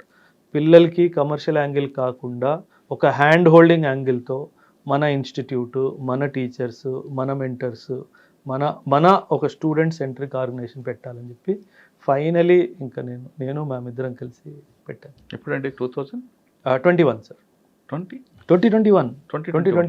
నేను 2014 నుంచి 2021-22 వరకు హైదరాబాద్లో ఉన్న ప్రతి ఆల్మోస్ట్ పెద్ద ఇన్స్టిట్యూట్స్లో నేను యాజ్ ఎ టీచర్ నేను work చేశాను సార్. అంటే చెప్పకూడదు సార్, కానీ ప్రతి చోట నేను చూసింది ఓన్లీ కమర్షియల్ యాంగిల్ మాత్రమే. అంటే నేను ఒక ఇన్స్టిట్యూట్లో పనిచేసిన ఇన్స్టిట్యూట్ గురించి తప్పుగా మాట్లాడకూడదు, బట్ అక్కడ జరిగింది మాత్రం స్టూడెంట్స్కి అన్యాయమే సార్. ఎందుకంటే ఒక లెక్చర్కి 40 గంటలు టైం పడుతుంది సార్ అంటే 17 గంటల్లో కంప్లీట్ చేయి, 16 గంటల్లో కంప్లీట్ చేయి అన్న రోజు ఉన్నాయి సార్. అంటే మేము క్లాస్ తీసుకొని కిందికి వెళ్తున్నప్పుడు కౌన్సిలింగ్ డెస్క్ ఉండేది కదా, అది దాటుతుంటే మాకు చాలా లోపల నుంచి బాధేసేది సార్. వీళ్ళు కూడా రేపు మోసపోతారు వీళ్ళ దగ్గర అన్నట్టుగా. మీరు ఏ సబ్జెక్ట్ డీల్ చేశారు? నేను ఎకనామిక్స్ చెప్పేవాడిని sir. Internal security, international relations, ఈ 3-4 సబ్జెక్ట్, కరెంట్ అఫైర్స్ కూడా చాలా డెప్త్గా చెప్పాను. ఇప్పుడు ఎథిక్స్ అండ్ ఎస్ఏ సబ్జెక్ట్స్ కూడా నేను చెప్తాను సార్. సైకాలజీ కూడా చేస్తారా మీరు? సైకాలజీ ఆర్మీలో కోర్స్ చేయిస్తారు సార్. ప్రాపర్ కోర్స్ చేశాను, 3 levels ఆఫ్ సైకాలజీ కోర్స్ చేశాను. దట్ ఈస్ హౌ ఎథిక్స్ మీద పట్టు చాలా బాగుంది. ఓకే, మీరు ఎకనామిక్స్ చెప్పారు కదా. అవును సార్. బాస్టర్ సిస్టమ్ గురించి చెప్పండి. దేని గురించి? Barter system sir. మన ఏమంటారు, మనీ ఇవాల్వ్ అయ్యే ముందు ఒక రైతు ఒక పంట పండించి ఇంకో రైతు ఇంకొక పంట పండించినప్పుడు వాళ్ళు ఒకరికొకరు ఎదురుగా నేను వస్తు మార్పిడి విధానం. సో దట్ వాజ్ ది, అంటే ఆ టైం మళ్ళీ వస్తుంది అని అనిపిస్తుంది సార్. అదే క్వశ్చన్ నెక్స్ట్. ఆ సిస్టమ్ బెస్ట్ అంటారా, కరెన్సీ సిస్టమ్ బెస్ట్ అంటారా? సార్ కరెన్సీ వల్ల ఏమైపోయింది సార్, మనం డబ్బు కూడబెట్టుకోవడం అన్నది స్టార్ట్ అయింది సార్. సమాజంలో ఇన్ఈక్వాలిటీ కరెన్సీ సిస్టమ్ వల్లనే వచ్చింది సార్. ఎందుకంటే బార్టర్ సిస్టమ్ ఒక పెద్ద అడ్వాంటేజ్ సార్. మీకు కావాల్సింది మీ దగ్గర ఉంటుంది, ఎదుటోడు కావాల్సింది ఎదుటోడి దగ్గర ఉంటుంది. అంటే మీకు ఇప్పుడు పిండి కావాలి, మీ దగ్గర రైస్ ఉంది కానీ పిండి కావాలి, మీరు ఇంత రైస్ ఇస్తే మీకు ఇంత పిండి వస్తుంది. మీరు దాన్ని హోల్డ్ చేసుకోవడానికి లేదు, అంటే ఎక్కువ ఇది చేసుకోవడానికి లేదు. మనీ వచ్చేసరికి, ఆ గోల్డ్ వచ్చేసరికి, మనీ వచ్చేసరికి ఎంత దొరికినా తక్కువ అన్నట్టుగా. కానీ ఇప్పుడున్న సిస్టంలో అది ఆ బార్టర్ సిస్టమ్ యూజ్ అవుతుంటారా? అంటే ఇప్పుడు అంతా జనరేషన్ మారింది, అంత ఫాస్ట్ కదా, గ్లోబలైజేషన్ అయిపోయింది కదా సార్. బార్టర్ సిస్టమ్ పని చేయకపోవచ్చు. రూరల్లో ఇప్పుడు కూడా పనిచేస్తుంది సార్. కొన్ని రూరల్ ఏరియాస్లో డబ్బు కాకుండా చాలామంది అయ్యా నేను ఇది తీసుకొచ్చానని చెప్పేసి, అయ్యా ఇది ఇవ్వు అని చెప్పేసి తీసుకెళ్ళాను. నేను చూశాను సార్, వెరీ రీసెంట్లీ కూడా చూశాను సార్. మీరు క్లాసులు చెప్పారు, స్టార్ట్ చేశారు. ఇన్స్టిట్యూషన్కి పెట్టాలని ఆలోచన మీకు 2021లో 2018-19 నుంచి ఉంది సార్. 2021లో ఫైనలీ 21లో ఫస్ట్ ఎక్కడ పెట్టారు? ఎంతమంది స్టూడెంట్స్తో స్టార్ట్ అయింది? అశోక్ నగర్లో పెట్టాను సార్. ఫస్ట్ 2021 అయితే ఫౌండేషన్ క్లాసెస్ ఏం నేను చెప్పలేదు సార్, ఓన్లీ మెంటర్షిప్ పెట్టాను సార్. మెంటర్షిప్ అంటే ఏంటంటే సార్, కాన్సెప్ట్ ఎలా తీసుకొచ్చామంటే సార్, నేను చెప్పాను కదా చాలామంది పిల్లలు మోసపోతున్నారు అనేసి. సో ఎవరెవరు ఎక్కడ మోసపోయినా సరే వాళ్ళ ప్రిపరేషన్లో మైనస్ ఐడెంటిఫై చేసి దాన్ని ప్లస్గా మార్చడం. అది ఆన్సర్ రైటింగ్ అయి ఉండొచ్చు, ఒక సబ్జెక్టు పరంగా అయి ఉండొచ్చు, ప్రిలిమ్స్ అయి ఉండొచ్చు, ఆలోచన విధానం అయి ఉండొచ్చు. ఇవన్నీ మార్చడానికి ఒక సంవత్సరం ఓన్లీ మెంటర్షిప్ నడిపేది సార్. నాకు చాలామంది పిల్లలు వచ్చారు సార్ దానికి. ఎందుకంటే ప్రతి ఒక్కరు మోసపోయారు సార్. అంటే మీరు అగైన్ మళ్ళీ చెప్పాలో వద్దో, అంటే బోర్డు మీద పెన్ను పెట్టకుండా ఇన్స్టిట్యూట్ నడిపిన వాళ్ళు కూడా ఇప్పుడు కూడా ఉన్నారు. అంటే మీరు లక్షల స్టూడెంట్స్ తీసుకొని మీరు బోర్డు మీద కూడా పెన్ను పెట్టకుండా నేను ఈ సబ్జెక్ట్ మీద యూట్యూబ్ వీడియో చేశాను, ఆ యూట్యూబ్ వీడియో చూసుకోండి, ఏమైనా డౌట్ ఉంటే అడగండి. ఇదేం విధానం? ఇంకా మీరు ఇంకొక విషయం చెప్పలేకపోతున్నారు. సార్ నేను చూసే చెప్తా ఒకటి. సార్ సాధారణంగా సివిల్స్ అనగానే అశోక్ నగర్ క్రాస్ రోడ్స్ అందరు గుర్తొస్తారు. అవును సార్. రైట్. అది కాకుండా ఇప్పుడు కొంత ముందుకు వచ్చారు కొంతమంది. సార్ ఇంకా మీలాంటి వాళ్ళు కానీ లేదా ఇంకొక కొంతమంది కానీ ఆ ప్రొఫెషన్ నుంచి అలవాటు పడిన వాళ్ళు ఉన్నారు. బాగా చదువుకునే వ్యక్తులు వచ్చారు. ఇప్పుడున్న కొన్ని ఇన్స్టిట్యూషన్లో అయితే వాళ్ళ బ్యాక్గ్రౌండే అసలు సంబంధం లేదు దానికి. సార్ నేను వాళ్ళు చదివిన చదువు వేరు, వాళ్ళ గతంలో పనిచేసిన సార్ వాళ్ళ అదంతా అది వేరే చాలా ఉంది. వాళ్ళు వచ్చి ఇన్స్టిట్యూషన్ పెడుతున్నారండి. సార్ మీకు ఒక మాట చెప్పనా, ఒక అబ్బాయి నా దగ్గర ఎకానమీ చెప్తాను అన్నట్టుగా వచ్చాడు సార్. నాకు ఒక రూల్ ఉంది సార్ ఇన్స్టిట్యూట్లో, డెమో నేను తీసుకుంటా, క్వశ్చన్ నేను అడుగుతా, నువ్వు చెమటలు పట్టకుండా సమాధానం ఇస్తే తీసుకుంటా. This is my policy sir. ఒక అబ్బాయి వచ్చాడు, ఒక సబ్జెక్ట్ మీద బ్యాలెన్స్ ఆఫ్ పేమెంట్ మీద తీసుకుంటా అన్నాడు. నేను కొన్ని క్వశ్చన్లు అడిగాను, దేనికి సమాధానం ఇవ్వలేకపోయాడు సార్. పర్లేదమ్మా, డోంట్ వరీ, కొంచెం చదువుకోనరా అని ఈ బుక్ నేను మీకు ఆ చాట్స్ కూడా చూపిస్తాను, ఆ బుక్లు కూడా పంపించా. ఈ బుక్స్ చదువు, ఒక 6 months తర్వాత మళ్ళీ చూద్దాంలే అన్నట్టుగా పంపించేసాను. 3 months తర్వాత నేను సడన్గా ఒకరోజు తను ఏదో స్టేటస్ పెట్టాడు. నేను స్టేటస్ చూసి ఏదో క్లాసెస్ అని పేరు పెట్టాడు. ఏంటిది అంటే, ఒక టీచర్గా నువ్వు పనికిరావు అని చెప్పిన వ్యక్తి ఈరోజు ఇన్స్టిట్యూట్ పెట్టి లక్షల్లో సంపాదిస్తున్నాడు. అంటే హౌ ఇస్ ఇట్ పాసిబుల్? అదే ఆ డేరింగ్ ఎక్కడి నుంచి వస్తుందండి వాళ్ళకి?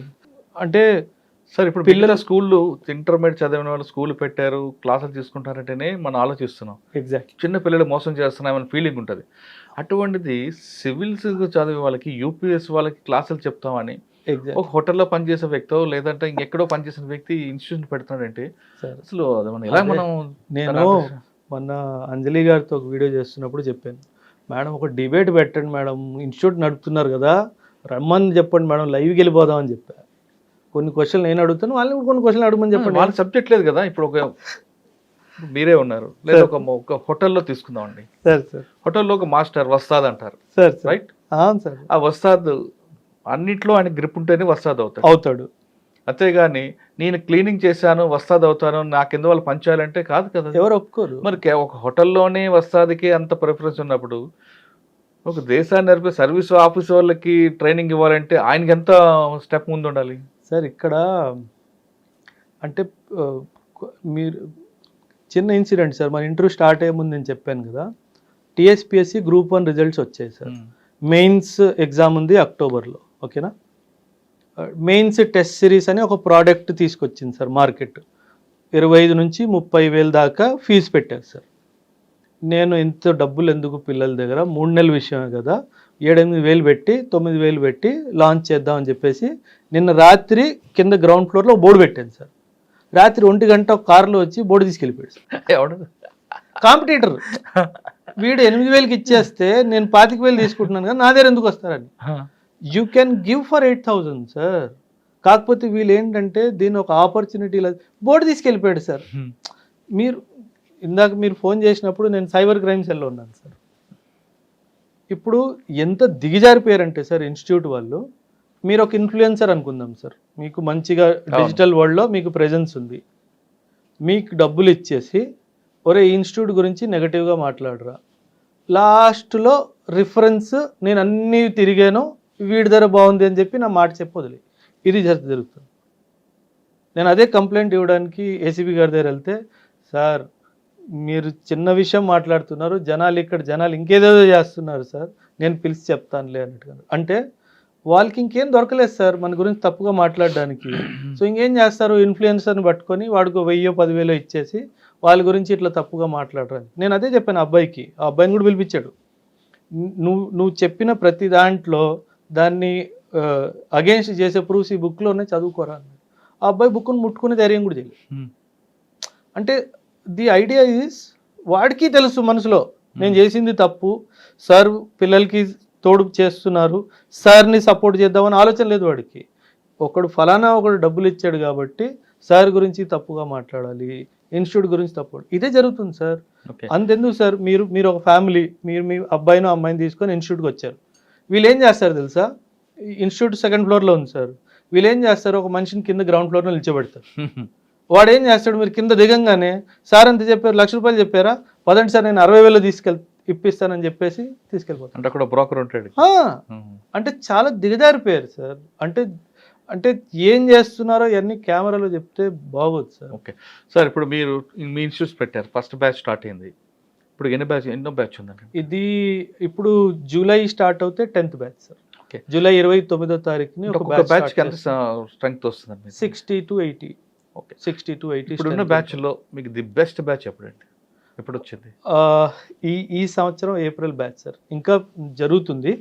ఇన్ఫ్యాక్ట్ నిన్నే నేను మ్యామ్తో డిస్కస్ చేస్తున్నాను. పిల్లలు ఒక్కొక్కసారి అలా వస్తుంది సార్. అంటే ఫ్రెష్ పిల్లలు, వాళ్ళకి ఏ అవగాహన లేదు యూపీఎస్సి సంబంధించి. 3 నెలలు అవుతుంది. అంటే ఎకానమిక్ క్లాసెస్ జరుగుతున్నాయి సార్. అంటే కర్వ్స్ మీద, లారెన్స్ కర్వ్ అంటే ఏంటి, గినీ కోఎఫిషియంట్ కర్వ్ అంటే ఏంటి, పిల్లలు ఎంత బ్రహ్మాండంగా రాశారు తెలుసా. And I'm like surprised. నాకు చిన్న డౌట్ వచ్చింది సార్. ఒక అమ్మాయిని కూడా పిలిపించి లారెన్స్ కర్వ్ గురించి చెప్పమ్మా అంటే ఎలా రాసిందో అలా చెప్పింది. నాకు డౌట్ ఏమొచ్చింది, ఫోన్లో ఇద్దాం అన్న డైమెన్షన్తో పిలిపించాను సార్. Excellent sir. ఇలాంటి పిల్లలు ఎప్పుడు ఎక్సలెంట్గా పర్ఫామ్ చేస్తారంటే, సార్ చూస్తున్నారు, రాకపోతే అటెండెన్స్ తీసుకోవడము, వాళ్ళకి మెసేజ్ పెట్టడము, టెస్ట్ రాయలేదు, ఎందుకు రాయలేదు, ఇప్పుడు ఎవరన్నా ఊరికి వెళ్ళాలి, అప్లికేషన్ పెట్టాలి, ఊరికి వెళ్తున్నాను, 3 రోజుల్లో తిరిగి వస్తాను, ఇది ఎవరు చేయట్లేదు సార్. అడ్మిషన్ తీసుకున్నాడా, సరే, వచ్చాడా లేదా సంబంధం లేదు సార్. అండ్ ఇంకో విషయం సార్, మీరు అడిగారు కాబట్టి చెప్తున్నాను. నా వీడియో అయినా సరే, ఏ వీడియో అయినా సరే, వీడియో చూసి మాత్రము ఏ ఇన్స్టిట్యూట్ జాయిన్ అవ్వద్దు సార్. ర్యాంకర్స్ని చూసి మాత్రం ఏ ఇన్స్టిట్యూట్ జాయిన్ అవ్వద్దు సార్. అక్కడికి వెళ్ళాక అక్కడ టెస్ట్లు ఏం జరుగుతున్నాయి, షెడ్యూల్స్ ఎలా జరుగుతున్నాయి, స్టూడెంట్స్తో ఫ్యాకల్టీ స్టూడెంట్స్తో మాట్లాడుతున్నారా లేదా, ఆ జరిగిన టెస్ట్ కరెక్షన్ జరుగుతుందా లేదా, కరెక్షన్ బట్టి ఫీడ్బ్యాక్ ఉందా లేదా, ఇంప్రూవ్మెంట్ ఉందా లేదా, అక్కడ పిల్లలతో మాట్లాడిన తర్వాతే డబ్బులు కట్టండి. ఇది నేను మీ ఛానల్ ద్వారా కూడా పేరెంట్స్ అందరికీ చెప్పాలనుకుంటున్నాను. ఎందుకంటే ఏం జరుగుతుందంటే, ఎవరో ఒక వీడియో రిలీజ్ చేశారు, ఆ వీడియోలో బాగా మాట్లాడారు, ఏదో సింపతిగా ఏం చేసుకున్నారు, వెళ్ళి సార్ పొలాలు అమ్ముకొని, భూములు అమ్ముకొని, వడ్డీకి డబ్బులు తీసుకొచ్చి అడ్మిషన్ చేసేసారు. నేను ఆన్ అండ్ యావరేజ్ చెప్తున్నాను సార్, 2-3 రోజు నా ఇన్స్టిట్యూట్కి వస్తారు సార్. కన్నీళ్ళే సార్. అమ్మాయిలు కానీ అబ్బాయిలు కానీ పేరెంట్స్ కానీ కన్నీళ్ళే సార్. డబ్బుల కోసం ఎందుకు ఇట్లా చేయాలి సార్, పిల్లల జీవితం నాశనం అయిపోయింది సార్. ఇప్పుడు సివిల్స్ అనగానే లాంగ్ టర్మ్ కోర్స్ అండి. ఇది మీ దగ్గర వచ్చిన వాళ్ళకి ప్లాన్ బి ఉండి రమ్మంటారా? లేదు, క్రియేట్ చేస్తాను సార్. ఎందుకంటే వాళ్ళలో స్ట్రెంగ్త్ ఐడెంటిఫై చేయాలి సార్ ఫస్ట్. ఒకవేళ పిల్లలు మ్యాథ్స్లో స్ట్రాంగ్ ఉన్నారనుకోండి, నేను వాళ్ళకి బ్యాంకింగ్ సెక్టర్స్ కానీ, మన పబ్లిక్ సెక్టర్ అండర్టేకింగ్స్ కానీ, ఇవన్నీ కూడా జరుగుతాయి సార్. ఎందుకంటే వాళ్ళకి ప్లాన్ బి చూపించే బాధ్యత కూడా నాదే సార్. రైట్. ఎందుకంటే యూపీఎస్సి ప్రతి ఒక్క స్టూడెంట్ పాస్ అవ్వలేడు సార్. నువ్వు ప్లాన్ బిగా గ్రూప్స్ పెట్టుకోవాలా, ప్లాన్ బిగా బ్యాంక్ ఎగ్జామ్ పెట్టుకోవాలా, ప్లాన్ బిగా ఇంకేమైనా గవర్నమెంట్ సెక్టర్లో పెట్టుకోవాలా, ఇవన్నీ నేను చెప్తాను. ఎందుకంటే అండ్ మీరు చెప్తే నమ్మరు సార్, ప్లాన్ బిలో స్టూడెంట్స్ కూడా చాలా సక్సెస్ఫుల్ అయ్యారు. అవును. నా అబ్బాయి చదువు మీద ఎందుకు అంత ఇంట్రెస్ట్ రాలేదు వాడికి, కానీ బిజినెస్ మైండ్ ఉంది సార్. ఒకటి పెట్టుకోరా అని చెప్పాను, 20 లక్షల్లో సంపాదిస్తున్నాడు సార్. సూపర్. సో ఆ బాధ్యత కూడా ఉంది కదా. కానీ చాలా మంది మీరు వేరియేషన్ చూస్తారో చూడరు సార్. స్టూడెంట్కి సివిల్స్ మీద ఉండదు, కానీ పేరెంట్స్కి మాత్రం వాడిని ఏదో కలెక్టర్ చేయాలి, ఎస్పీ చేయాలని తీసుకొచ్చి మీ దగ్గర పెడతారు. పెట్టి సార్ వీడిని ఏదేం చేయండి, వీడు కలెక్టర్ అవ్వాలి, ఎస్పీ అవ్వాలి, ఎంత డబ్బులు మీకు ఖర్చు పెడతా ఉంటారు. అటువంటి తల్లిదండ్రులు వస్తుంటారు మీ దగ్గరికి? వస్తారు సార్, కారని కాదు. కాకపోతే నేను నా ఇన్స్టిట్యూట్కి వచ్చిన మీరు తీసుకుంటారా? అదే నేను చెప్పబోతున్నాను సార్. అశోక్ నగర్లో ఒక మంచి చాలా పెద్ద థియేటర్ సార్, చాలా పాత సినిమా, మీరు కూడా చాలా సినిమాలు చూసే ఉంటారు అక్కడ. ఆ సినిమా థియేటర్కి అధిపతి ఒక పర్సన్ ఫ్యామిలీతో వచ్చాడు, హస్బెండ్ అండ్ వైఫ్, 2 పిల్లలు. నేను కౌన్సిలింగ్ చేస్తున్నాను సార్. పిల్లలు అటు ఇటు చూస్తున్నారు, ఇంట్రెస్ట్ లేదు. ఐఫోన్లు ఉన్నాయి, ఐవాచ్లు ఉన్నాయి, ఇంకెందుకు చదువుతారు సార్ వాళ్ళు. సో పిల్లల్ని ఒకసారి బయటికి వెళ్ళమని చెప్పేసి పేరెంట్స్ 2కి చెప్పాను, వాళ్ళకి ఇంట్రెస్ట్ లేదమ్మా, ఫోర్స్ చేయకండి. ఒక్కసారి అప్పుడు మేడం ఏమన్నారంటే, సార్ మా హస్బెండ్ 1 నిమిషం బయట పంపిస్తారా అన్నట్టుగా నాతో రిక్వెస్ట్ చేస్తే, ఆయన్ని కూడా రిక్వెస్ట్ చేస్తాను.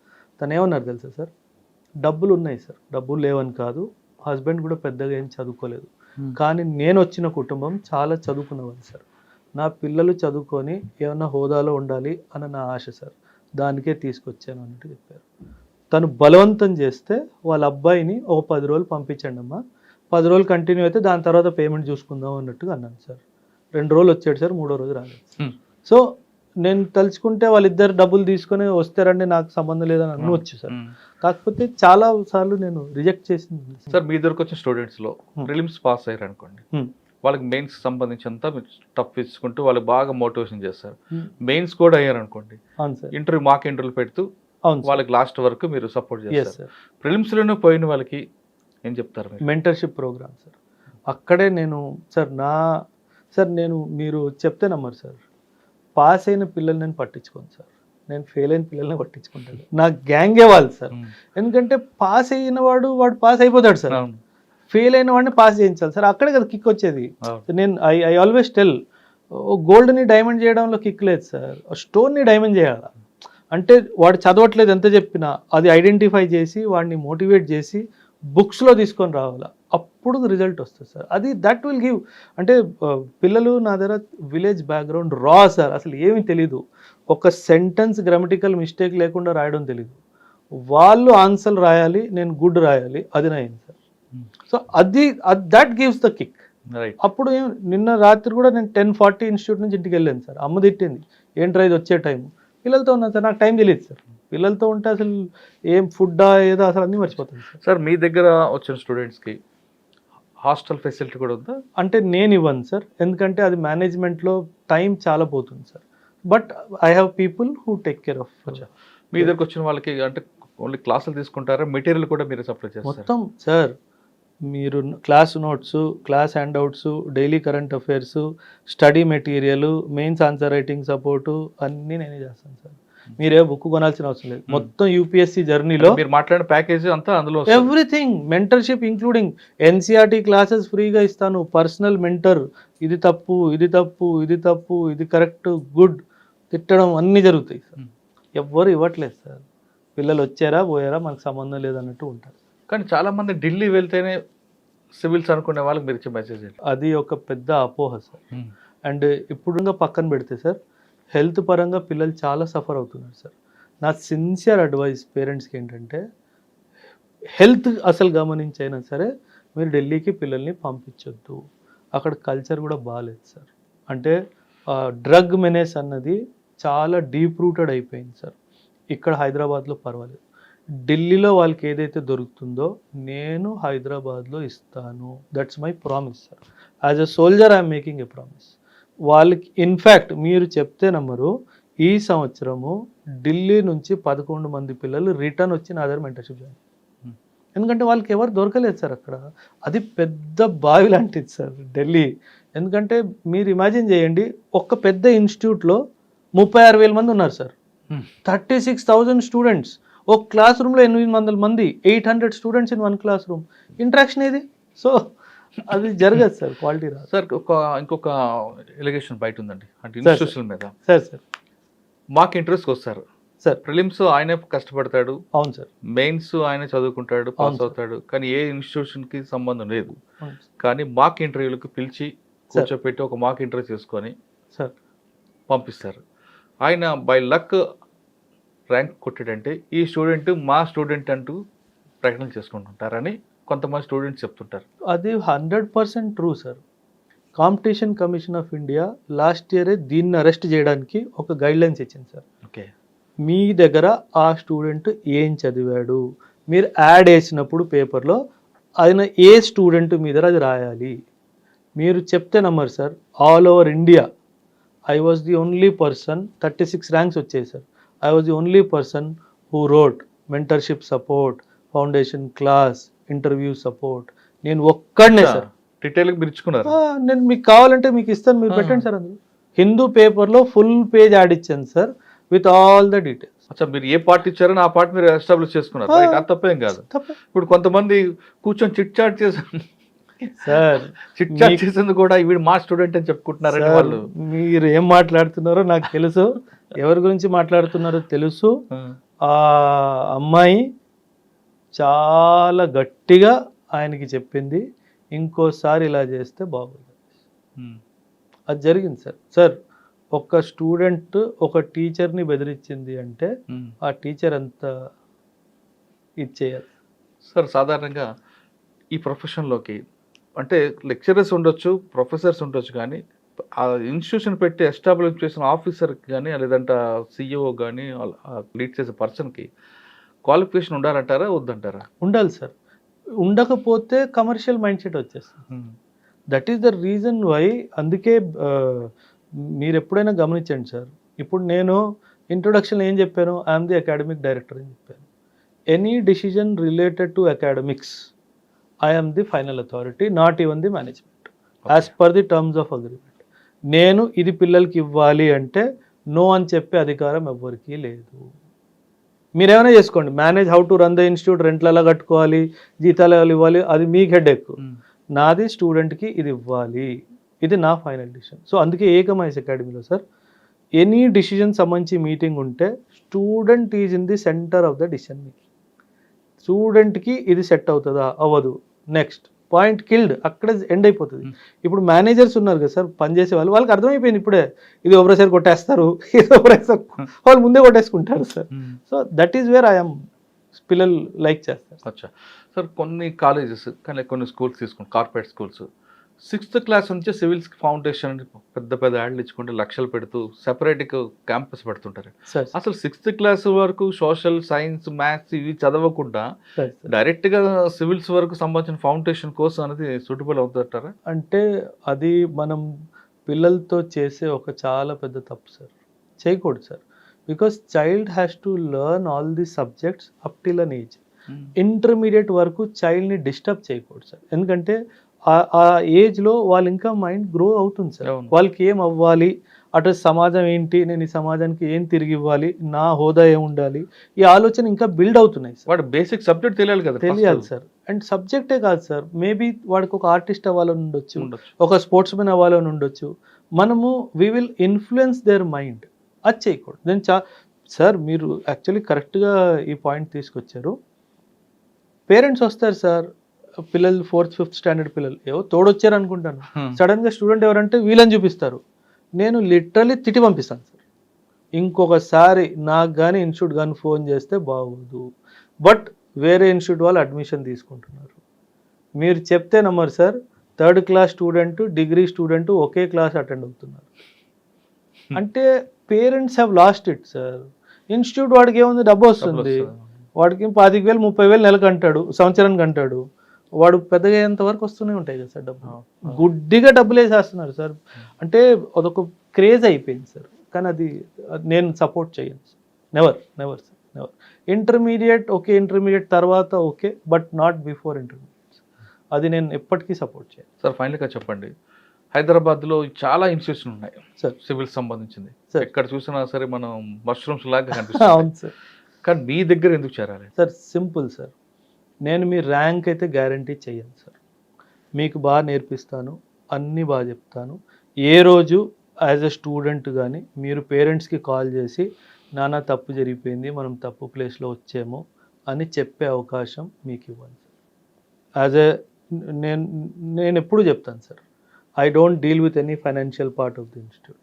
నేను యాజ్ ఎ టీచర్గానే ఉంటాను సార్. ఎప్పుడు పిల్లలకి వాళ్ళకి ఎటువంటి ప్రాబ్లం వచ్చినా సబ్జెక్ట్ పరంగా కానీ పర్సనల్ పరంగా కానీ I'm always there for them. In the past కూడా ఉన్నాను, ఇన్ ద ఫ్యూచర్ కూడా ఉంటాను. నేను ఎందుకు నేను నా దగ్గరికే రండి అని నేను అనట్లేదు సార్. నా దగ్గరికి వచ్చిన వాళ్ళని నేను 100% నిజాయితీగా వాళ్ళు కట్టిన డబ్బులకి నేను తిరిగి 10 రెట్లు ఎడ్యుకేషన్ ఇస్తాను. ఎడ్యుకేషన్ ఒక్కటే కాదు sir, my army experience use చేసి వాళ్ళ పర్సనాలిటీ మీద కూడా నేను చాలా వర్క్ చేస్తాను. యాక్చువల్లీ ఒక పేరెంట్ వచ్చాడు సార్, ఒక అబ్బాయిని తీసుకొని అడ్మిషన్ తీసుకున్నాడు సార్. ఒక 14-15 డేస్ తర్వాత తిరిగి వచ్చాడు సార్.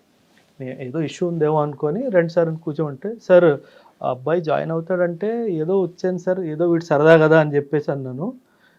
అబ్బాయి మారిపోయాడు సార్ 2 వీక్స్లో అన్నాడు. ఏం మారిపోయాడు సార్ అంటే, ఎప్పుడు టీవీ చూసుకుంటూ కూర్చోవడము, క్యాజువల్గా ఫోన్లో టాక్స్ చేయడము. ఇప్పుడు మేము టీవీ చూస్తుంటే టీవీ కట్టేస్తున్నాడు సార్, నేను చదువుకుంటాను మీకు కనిపించట్లేదు అనేసి. అంటే ఆ మైండ్తో ప్లే చేయాలి సార్. పిల్లలకి చదువు ఎందుకు ఇంపార్టెంట్, ఆ డైమెన్షన్ నేర్పిస్తే కానీ పిల్లలు అర్థం చేసుకోవచ్చు. అందుకే స్టార్టింగ్లో ఒక 10 to 15 days I only try to build their personality sir. అది నా యూఎస్పీ సార్. జనాలు ఏం చేస్తారు, ఫస్ట్ డే నుంచి క్లాసులు అన్నట్టుగా అది నేను చెయ్యను సార్. అసలు యూపీఎస్సీ ఎందుకు, మీరు ఎందుకు అవ్వాలనుకుంటున్నారు, ఇవన్నీ వాళ్ళకి అవగాహన ఇస్తేనే కదా సార్ వాళ్ళు ఎందుకు వచ్చారు అన్న విషయం తెలుస్తుంది. సో ఇక్కడ నేను చాలా నా student sir maybe UPSC pass అవ్వకపోవచ్చు, కానీ ఆ సంవత్సరం నా స్టూడెంట్ ప్రిలిమ్సే ఫెయిల్ అయ్యాడు అనుకోండి, ఆ సంవత్సరం టాపర్ ఉన్నారనుకోండి, ఎదురు కూర్చోబెట్టండి, డిబేట్లో నా స్టూడెంట్ ఓడిచ్చేస్తాడు సార్. ఎందుకంటే ఆ లెవెల్ ఆఫ్ నాలెడ్జ్ నేను ఆ స్టూడెంట్కి మాత్రం పక్కాగా ఇస్తాను. యూపీఎస్సీలో పాస్ అవ్వడం చాలా ఫ్యాక్టర్స్ ఉన్నాయి సార్. అదృష్టం ఒక ఫ్యాక్టర్ ఉంది, టైమింగ్ ఆఫ్ ప్రిపరేషన్ ఒక ఫ్యాక్టర్ ఉంది, చాలా ఉన్నాయి సార్. కాకపోతే పాస్ ఫెయిల్ అనేది కాదు sir important. You come you learn, success is a by product. నేను ఎప్పుడు చెప్తాను నా స్టూడెంట్స్కి, సక్సెస్ వెనక పరిగెడితే అది రాదు. మీ ఇన్నర్ కాంపిటెన్స్ని మనం ఇంప్రూవ్ చేయాలి. సద్గురు గారు చెప్తారు, why's few people are successful, why's others are not, because they did not work on their inner competency. ఆ ఇన్నర్ కాంపిటెన్సీ మీద నేను పనిచేస్తాను సార్. మీరే స్టూడెంట్ అనుకోండి, మీరు వర్డ్ ఆఫ్ ఎక్స్ప్రెషన్లో వీక్గా ఉన్నారు, దాని మీద పనిచేస్తాను. So that is wear the difference comes.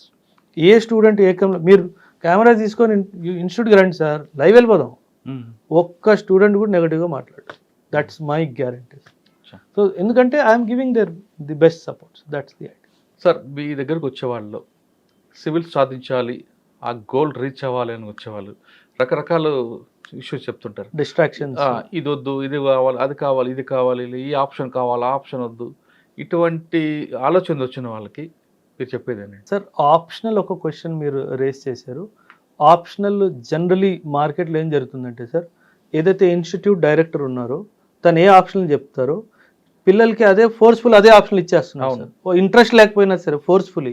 అంటే ఈ సంవత్సరం లాస్ట్ ఇయర్ ఏ ర్యాంకులు ఎక్కువ ఆప్షన్ వచ్చిందో, పబ్లిక్ అడ్మినిస్ట్రేషన్, హిస్టరీయా, ఏది వస్తే అదే దాన్నే చేయట్లేదు. వాళ్ళు ఏం చేస్తారంటే తను చెప్పే ఆప్షనలే పిల్లలు తీసుకోవాలి. ఇప్పుడు ఫలానా ఇన్స్టిట్యూట్ ఏ ఉందనుకోండి సార్, ఆ institute head is taking anthropology optional, 90% of the students will force to take anthropology. That is ఆ రోజు రాదు, ఆ ఇయర్ రాకపోవచ్చు.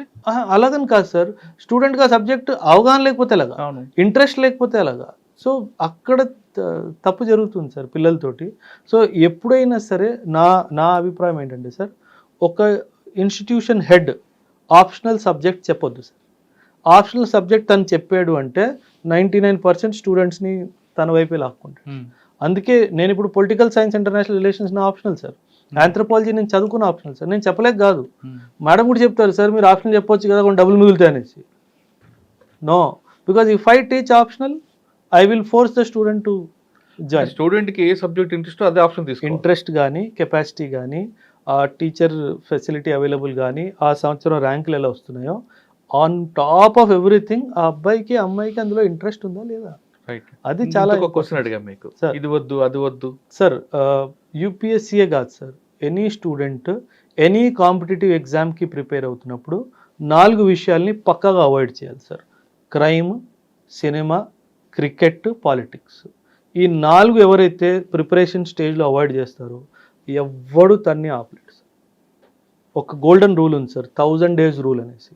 మనం ఏదైనా కావాలని చెప్పేసి 1000 days దానికోసం కృషి చేస్తే ఆ దేవుడు మీకు అది 100% ఇస్తాడు.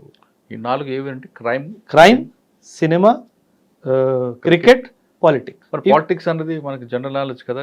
లేదు, పాలిటిక్స్ వేరు, పాలిటీ వేరు. పాలిటీ వేరు. పాలిటిక్స్ అది 2 పార్టీల మధ్యలో జరుగుతున్నది, దాంతో యూపీఎస్సీకి సంబంధమే లేదు సార్. కానీ పాలిటీ అన్నది సబ్జెక్ట్, రాజ్యాంగం సంబంధించిన టాపిక్స్, అది పాలిటిక్స్. అది 100% కావాలి. పాలిటిక్స్ దూరంగా ఉండాలి. ఎందుకంటే సార్ తెలియకుండా ఇవి 4 టైం తినేస్తాయి sir. That is the. Telugu medium చదువుకుని వస్తారు, కొంతమంది ఇంగ్లీష్ మీడియం చదువుతారు, కొంతమంది ఫ్యామిలీ బ్యాక్గ్రౌండ్ మంచి రిచ్ పీపుల్, కొంతమంది మిడిల్ క్లాస్ వస్తారు. అంటే ఏ టైప్ ఆఫ్ స్టూడెంట్ సక్సెస్ అవుతుంటారండి? అంటే ఎవరైనా గోల్ రీచ్ అవ్వాలి, సక్సెస్ అవ్వాలి అనుకున్న వాళ్ళకి మీరు ఇచ్చే టిప్స్ ఏంటి సార్? ఫస్ట్ క్వశ్చన్, ఏ స్టూడెంట్ సక్సెస్ అవుతారు? ఒకటి పేదవాడు సార్, ఒకటి గవర్నమెంట్ స్కూల్లో చదువుకున్నవాడు సార్. రేషియో ఈ కేటగిరీ స్టూడెంట్ది ఎక్కువ సార్ యూపీఎస్సీ సక్సెస్లో. ఎందుకంటే కాన్వెంట్, పబ్లిక్ స్కూల్స్లో చదువుకున్న పిల్లలు, they are pampered students, they are not parented students. Pamper అయి వస్తారు, యూపీఎస్సీలో ఆ స్ట్రెస్ తట్టుకోలేరు సార్. ఒక విలేజ్ బ్యాక్గ్రౌండ్ నుంచి వచ్చి చాలా దగ్గరగా కష్టాలు చూసి పేదరికాన్ని చూసి వచ్చిన వాడే లీడర్గా వస్తాడు సార్, 100%. సో నేను ఎప్పుడు చెప్తాను, తెలుగు మీడియం స్టూడెంట్స్ అయినా సరే, ఇంగ్లీష్ మీడియం అయినా సరే, విలేజ్ బ్యాక్గ్రౌండ్ నుంచి వచ్చిన వాళ్ళు 30% your chances of making it in UPSC is higher than a city person. So do not give up in the middle అని చెప్పేసి చాలా క్లియర్గా చెప్తాను. అంటే వాళ్ళ కష్టం తెలుస్తుంది కాబట్టి చాలా ఖచ్చితంగా దగ్గరగా చూస్తారు సార్. అండ్ ఇప్పుడు హైదరాబాదే అనుకోండి సార్, మీరు బిల్డింగ్ కింద దిగి ఎవరైనా ఆపి హైదరాబాద్ డిస్ట్రిక్ట్ కలెక్టర్ ఎవరన్నా అడగండి, ఎవరు తెలుస్తుంది? తెలియదు. ఎవ్వరికీ తెలియదు. అదే ఒక ఊర్లో ఒక 2nd స్టాండర్డ్ కానీ 4th స్టాండర్డ్ స్టూడెంట్ అబ్బాయిని కానీ ఆపి అరే మీ డిస్ట్రిక్ట్ కలెక్టర్ ఎవర్రా అంటే ఖచ్చితంగా వాడు పేరు చెప్తాడు. ఎందుకు చెప్తారంటే they look at them as the ultimate power corridors sir. అవును. అది దానివల్ల వాళ్ళకి ఇంట్రెస్ట్ వస్తుంది సార్. అందుకని వాళ్ళంతగా రూరల్ బ్యాక్ సార్, రూరల్ లేకపోతే యూపీఎస్సీ అసలు సీనే లేదు సార్. అవును. హార్డ్లీ నేను ఒక బ్యాచ్లో 70 మంది ఉన్నారనుకోండి, మా అయితే 10 నుంచి 12 మంది సిటీ నుంచి వస్తారు, మిగతా అంతా రూరల్ బ్యాక్గ్రౌండ్. అవును. Rural dream. UPSC is a rural dream, it is not an urban. Civils రాయాలనుకున్న వాళ్ళకి ఖచ్చితంగా గ్రామీణ ప్రాంతంలో పుట్టి పెరిగిన వాళ్ళు కానీ ప్రభుత్వ బడిలో చదువుకున్న వాళ్ళు ఖచ్చితంగా సాధిస్తారంటూ చెప్తున్నారు ఓబ్రే సార్.